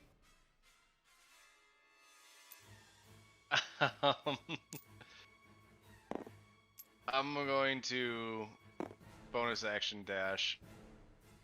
Can I? Ramil, can you let me grapple you and pull you off the map? You have to. Well, I am above you. You're. I don't I'll know just. how well that works. Well, I mean, I have a lot of movement, so I can just like leap up, grab you, and just like pull you down and run with you. Me and you can try. Oh, not willing? No. All right. All right, I'm gonna do this. Okay. It's a 10-foot incline, so you could use your climbing speed to get up to him, which would take 10 feet. Yep. So that would be 40. So I have 40 left with my Okay. bonus action dash. Annoying one, come on. So I do athletics versus his either or, right? It's a non-willing grapple check, but a friendly one. So it would be grapple rules. So Khajiit, you would go your athletics versus his acrobatics or athletics, and he failed. So yeah, he's obviously like, no, get off of me! I'm gonna kill these motherfuckers. But you kind of grab him by his clothing, and you, not forcefully, but you urge him to follow you as you're kind of yanking on his clothes. About an annoying one, because he is touching it. Get off of me! Yeah. Get off of me! Yeah, he doesn't really say much, but you can see his eyes just a little bit watery. Absolutely. As you all are off the board now. Fantastic. So that takes place. We're up to Zarkul, who's last man standing, sorta.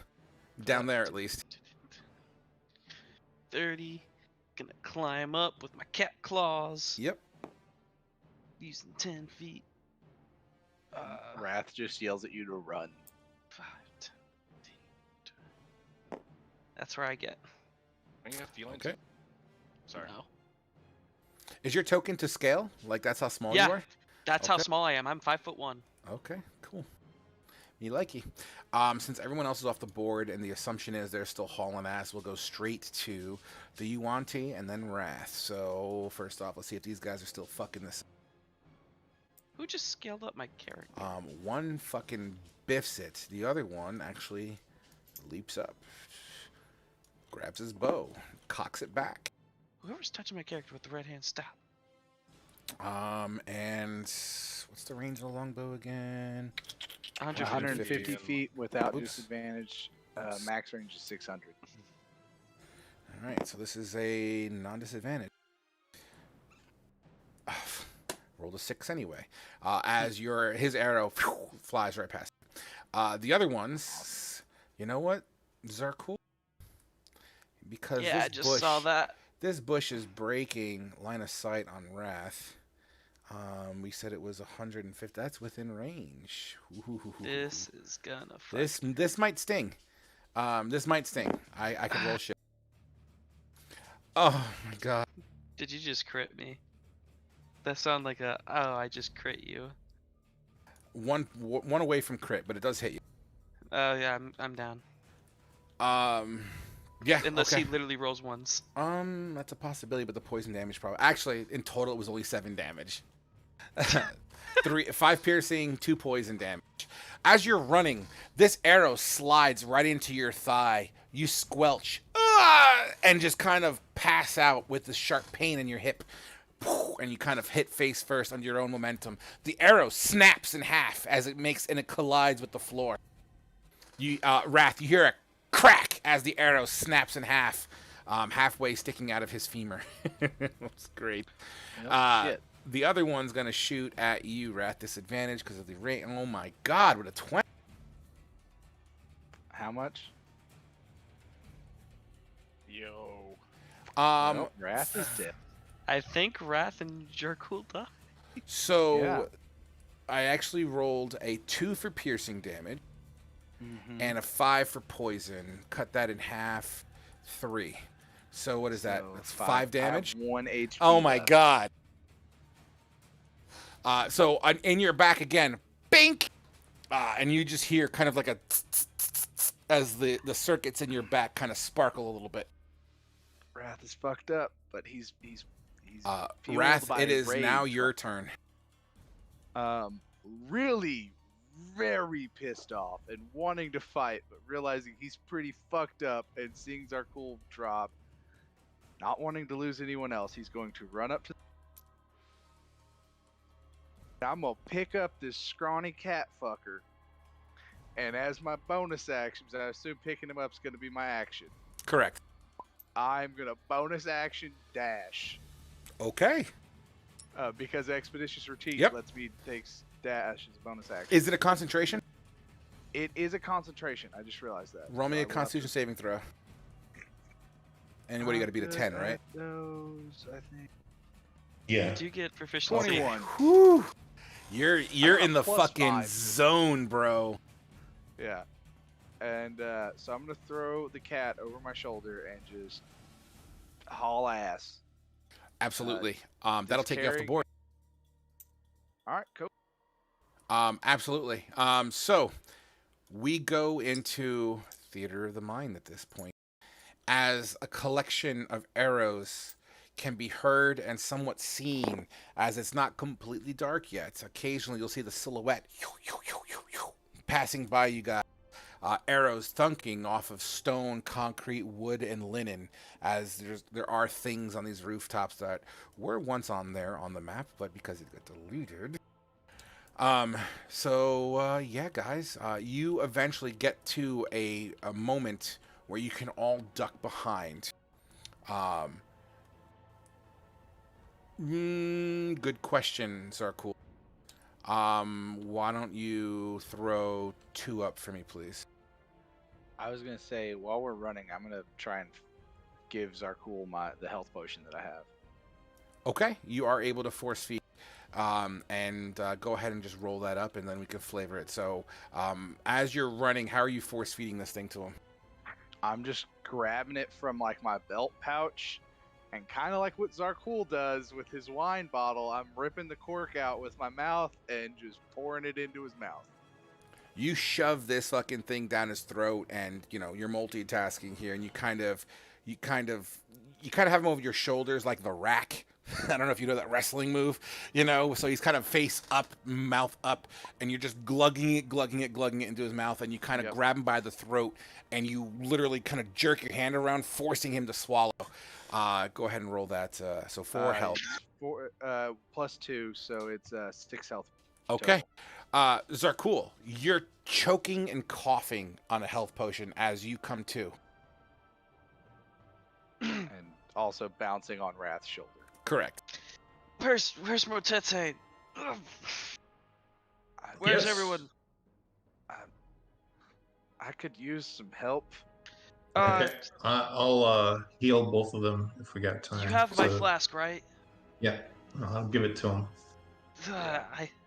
I downed that, and then I only take 10 ounces and I give the rest to Wrath. Thank you. You drink this. That heals for Wrath. So that would be 14. Fuck yeah. How you doing on health, Zarkul? I'll be fine. I can take another few hits before I need anything.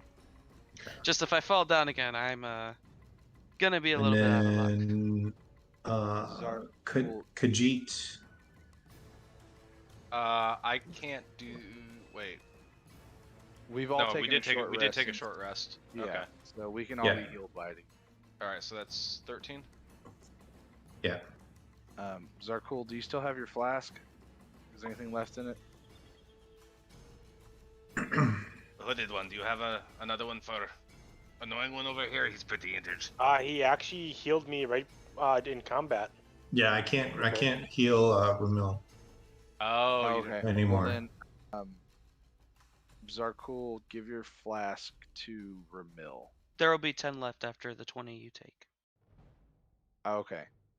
And there is lines on the bottle to show where to stop.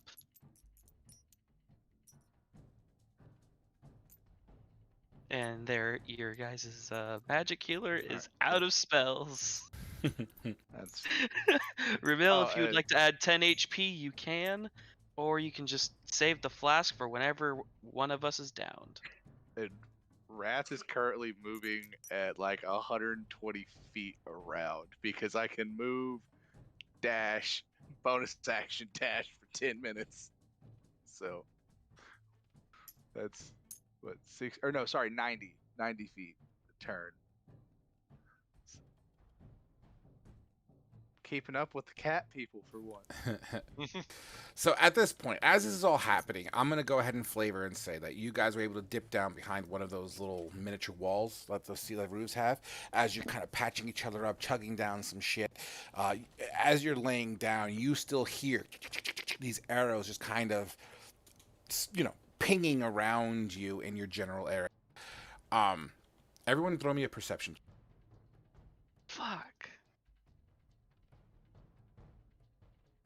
Ooh. Nope, that's still whispered. That's all right. Keep the number though. That's fine. All right. So Motete. So, as you guys have been running and dodging and moving, and you're continuing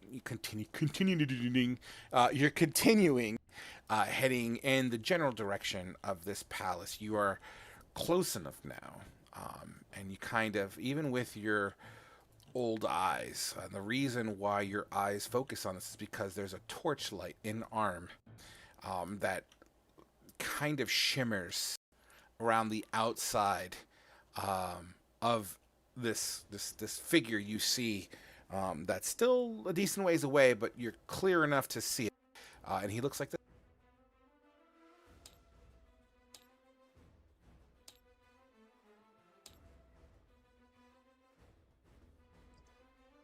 As he, with torch in one hand and his other arm, reaches out towards you and points.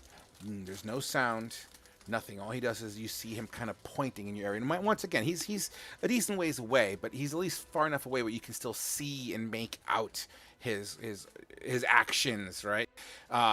So he's just pointing in your general direction, and you start seeing torchlight from in the city, from the palace gates, basically. He's on top of the palace gates. You see torchlight start to head in your general direction. It's not close by, but it's on its way. Be it also arrows that are still kind of fluttering all about. You are on a rooftop, which also has access points to getting inside. So there is a door that's about 10 feet away from you guys. Take it. Here's that there is someone at the palace directing the Yuan-Ti to our location. Need to get off these rooftops, anyways. We can only jump across streets so many times before we fall. Yeah. We should probably slink into the alleyways anyways, get out of eyesight. Yeah, at least we have cover down there.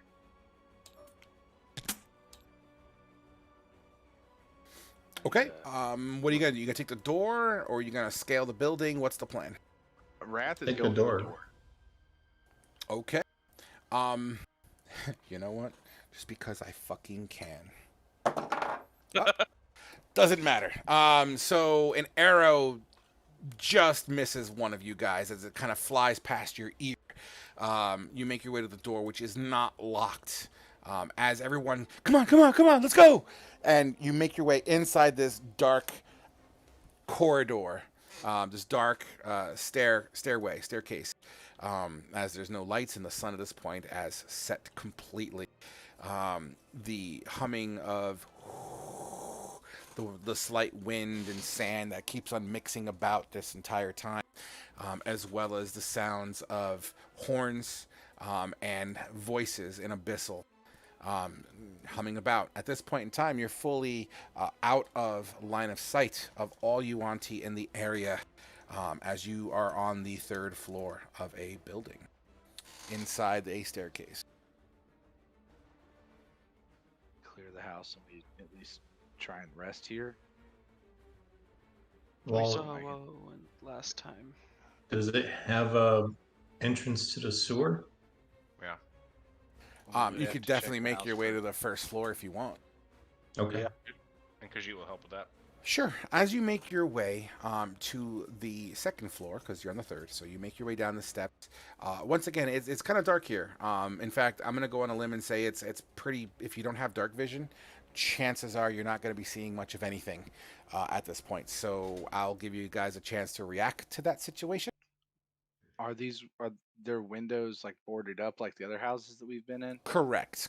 This is kind of like, if you were to guess the type of area you're in, this is probably the slummy bummy area. Would y'all like me to turn on my lights? And Wrath pulls out the coins that y'all have seen him use multiple times. Keep them hidden so they do not see the light. If I turned them, if I turned one of them on and like kept it cupped with my hand, could I keep it to where it just gives off dim light instead of the bright light? You broke up for me. I'm sorry. What was that again?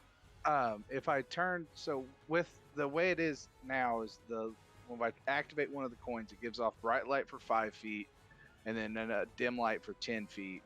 If I turned it on but like cupped my hand over it with just like my fingers kind of spread a little bit, Yeah. could I get it to where it just gives off dim light? Sure, why not? That sounds reasonable.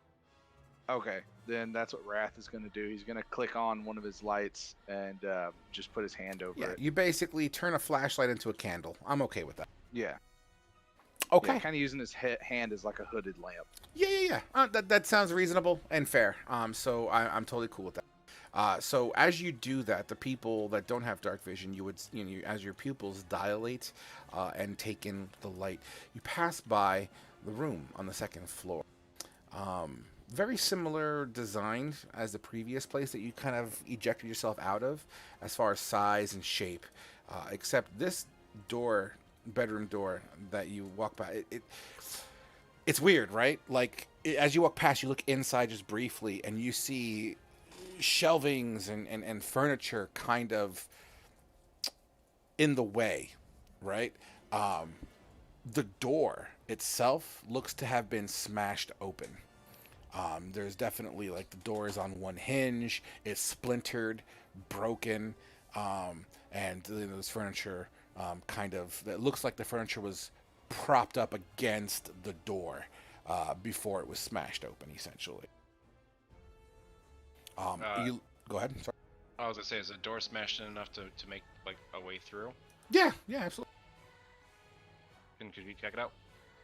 Yeah, Khajiit, with your curiosity, you jump on in there. It looks like a typical bedroom. All the furniture seems to have been moved to the doorway.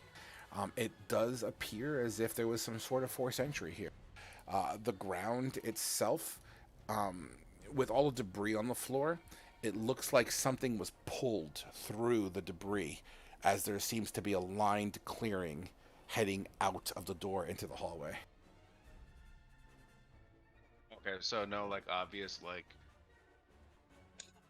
doors or anything inside our bodies? No. It looks like, to be honest with you, it looks like something was dragged out. Okay. Alright, that'll be enough for Khajiit. Khajiit will head back out and continue his way downstairs. Absolutely. You make your way back out with the party as they are now maybe 10 to 15 feet in front of you. As you catch up to them on the back end, you see the silhouettes of your cohorts down the stairwell. You're all kind of tiptoe. You're not the quietest group, but you make your way down the stairs. You could hear, because everyone's trying to be as quiet as possible, you hear the wind blowing past these boarded up windows and the sand that kind of grinds against it with the wind. The front door itself doesn't sound like it's completely silent. It seems like with the air pressure and the wind on the outside, it kind of rattles like it's loose on its hinges as it rattles. You look at the first floor. Everyone roll me an investigation. I'm supposed to be good at these. 19. It's the dim light. In Zarkul's defense, he's fucked up, so. Motherfucker. Absolutely. Everyone is all calibrated, and they know what you're looking for. And as... You know what? Let's do it this way. As...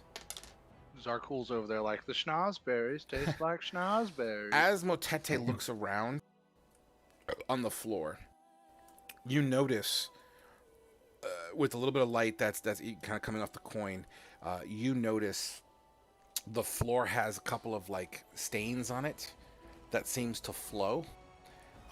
And even though everybody else looks around and you don't find any kind of access point to the sewers as what your goal is here, you notice that under the table there seems to be some water stains that seem to kind of, head towards that way.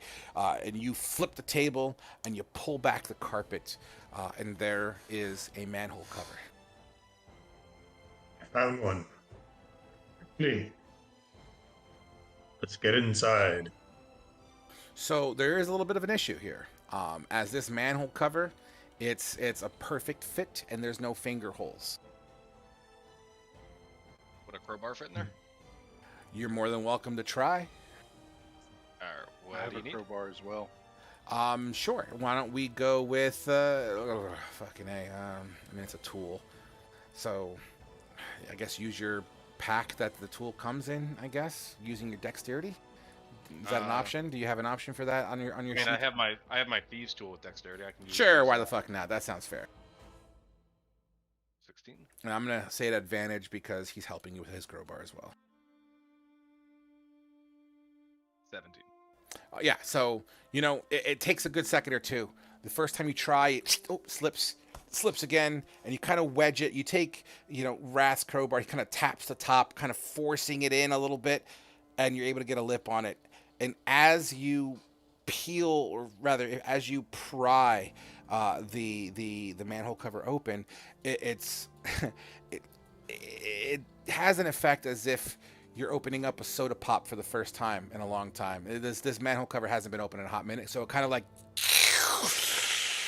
and just the air pressure sucks in, and once the air pressure of the house sucks in and regulates itself, there you smell it, as all this air from the sewer starts to quaff or waft into this apartment, and it smells rancid.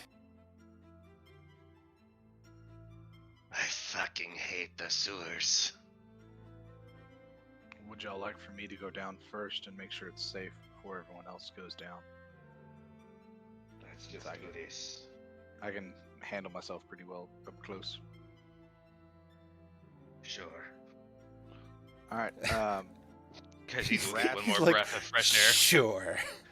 Well, because Wrath doesn't have to breathe, so he doesn't. Yeah, we get you. So Wrath is gonna take the coin that he has lit up and pop it in his mouth, kind of holding it between like where his lips would be. Yep. And start climbing down the ladder. You do so. Everyone else staying topside for now? Ramil I just climbs follow. down automatically. Okay. Does no one listen? So, I mean, they're entitled to move. So who is staying topside?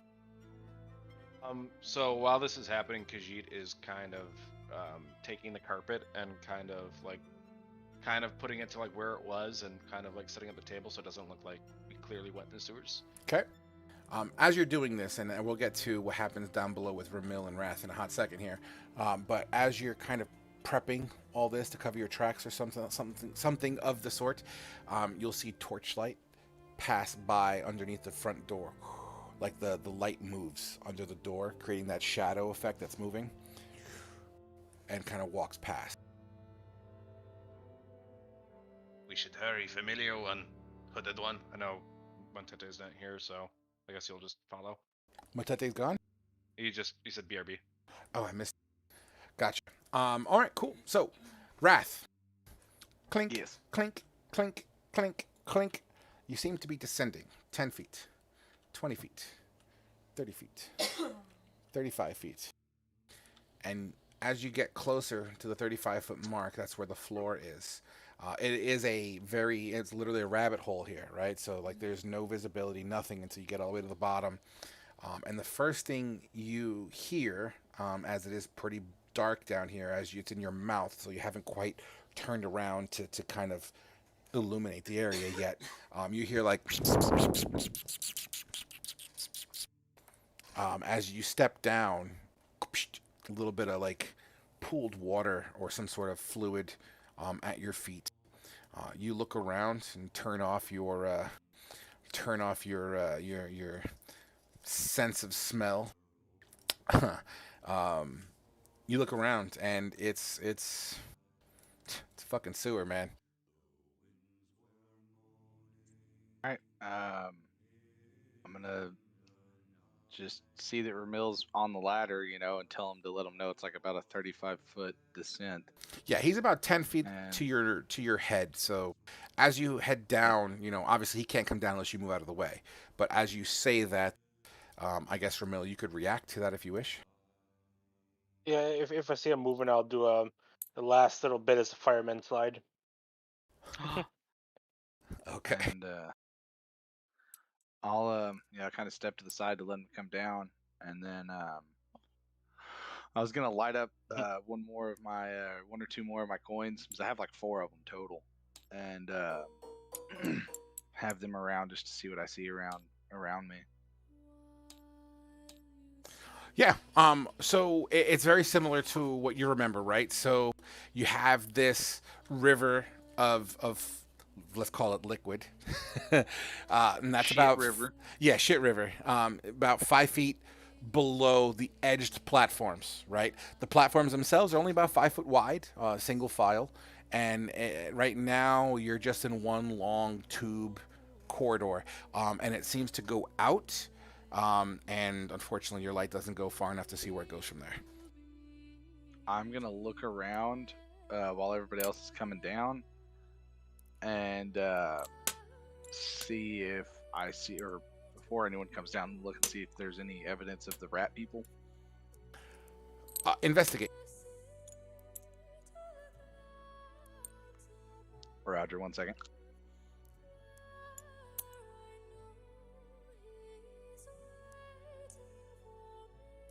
$19. Absolutely. With a 19,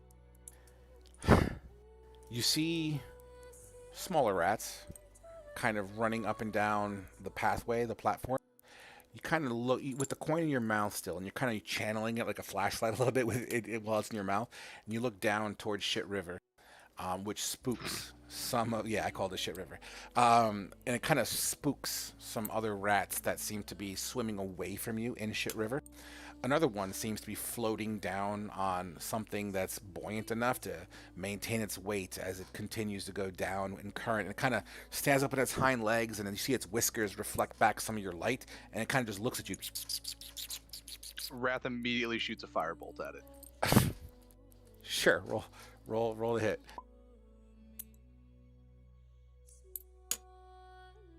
A 13's fine enough for me as this firebolt slams into this rat and singes it enough. 2 points of fire damage. It only has 1 health. So it singes it, and it just kind of bloop, bloop into the water, and also becomes buoyant enough. All Wrath knows is rats took his friend, so he doesn't trust them. Oh, rats. Yeah, he's if there's any close to his feet, he's stepping on them. He doesn't trust rats. What else you see with this 19 investigation is there does seem to be scratch marks on the wall, which normally isn't that big of a deal. This is there's rats and shit down here, but what you find alarming is that these scratch marks seem to be above where your pecs would be. So it was a big boy that made these scratches. At this point is when Ramil would be fireman sliding down the last 10 feet, and he kind of plops down. You have dark vision, right? I do. You see a singed rat floating down Shit River. Nice. Then I'll just kind of go after Wrath. Okay. At this point, everyone upstairs. Khajiit, Motete first, because I haven't heard from you yet. Because I know Khajiit's setting up the scene to cover tracks or something to that effect. What's Motete doing in all this? So I guess we're waiting for Wrath to report back. Correct? Yeah, that's what I'd said. I'd go down and check it out, come back up and let y'all know. Okay. I guess he just continues to wait. You may have missed it, Matete, but there was some torchlight that passed by the door a little earlier. Oh. Well, then he's just gonna go down then. Fuck. All right. You begin to descend. Clink, clink, clink. The ladder that brings you down is metallic in feel. It is cold to the touch. And the deeper you get, the colder it gets. Every 10 feet would be like another 5-degree decline in air temperature, and the smell just gets a little bit more pungent and pungent as you get further down. At this point, you're down far enough where you will see kind of like the trail marks of light, i.e., the light that's in his mouth. And you make your way to the bottom, and as you touch ground, a little bit of like a thin layer of liquid is on the floor that you step in, and it kind of splashes and displaces under the weight of your foot. You hear dripping and trickling coming from the walls, and condensation is everywhere. You'll try to find Wrath. He's like right in front of you, maybe 10 feet. Oh, okay. Yeah. It's so I think you were AFK when I made it. So you're in a tube type of scenario, right? Yeah, fuck it, let me just draw it out. You guys should remember the general design from last time, but for shits and grins. So you're in a tube type of situation. You got platforms on either side. The platforms on either side are about 5 foot wide. They tend to, here's the ladder, let's say, and the tube goes this way. The tube goes this way. That's the way the current is going, but there is room to go that way as well. So that's kind of up to you. And there's rats, little tiny rats, regular rats, non-poisonous, non-plagueous, non-wary. It's very in depth on the kind of rat there. Yeah. In other words, these look like normal rats to you. Okay. Why are there multiple colored balls? What the fuck? If they're too much of a distraction, I could absolutely take them off the table. I was just giving you guys something to play with while we do the scene set. So that being said, I guess Motete is down, which leaves Khajiit and Zarkul. You're still topside. What are you guys doing? I'm not sure if I finished yet. I don't know what Zarkul's doing. I was going to... Do I use the spike growth to make sure they can't follow us? Or do I... Yeah, nope, I'm just gonna go down. Okay. You make a much softer approach, as you don't really make any kind of heel. Bink, bink, bink. You're just soft pads of fur and foot and paw. You make your way to the bottom, and you could feel the thin layer of liquid at the base of this 35-foot shaft. You could feel the moisture soak into your paw, and in between where all the fur is located, and kind of moists your paws a little bit. I have boots on, my good friend. Even better. So you look around, and you see your partners. They seem to be basically single file on a 5-foot embankment. You look down, and you see the same sights that we just discussed. So torched rat floating down Shit River, and all that jazz. You're very much in a sewer type scenario.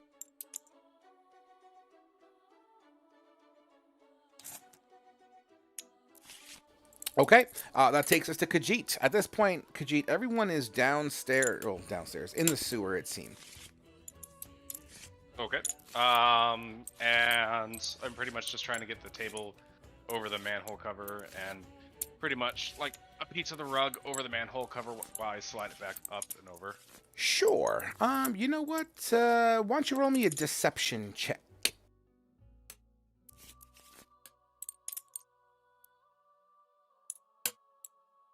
Beautiful. Yeah, you pull it over enough. Obviously, it's not going to be a perfect fit, but you pull it enough to be fairly convincing.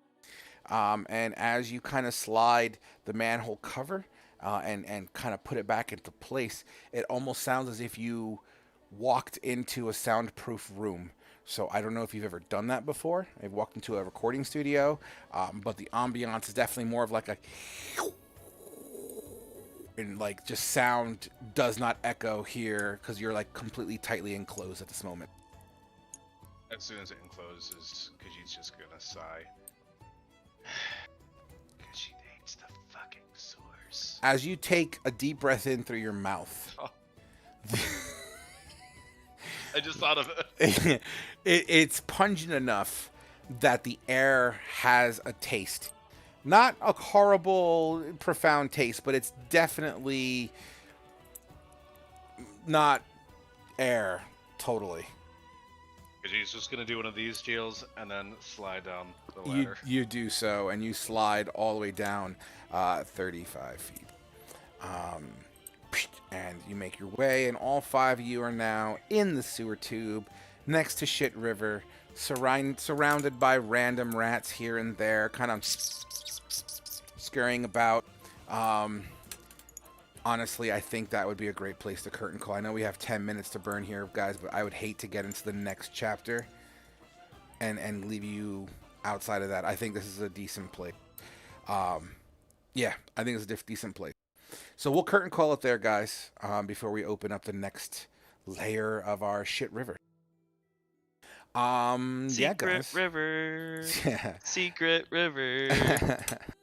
So, how about that rooftop fight, huh? That was fun. I thought I was a dead man. So did I. Dead cat. So did I. I tell you what, truth be told, so I don't know if you guys know what the stats are for a Yuan-Ti abomination. I do. But they're not an easy foe, and you dispatched them pretty quickly. I was surprised. Disadvantage fucking sucks.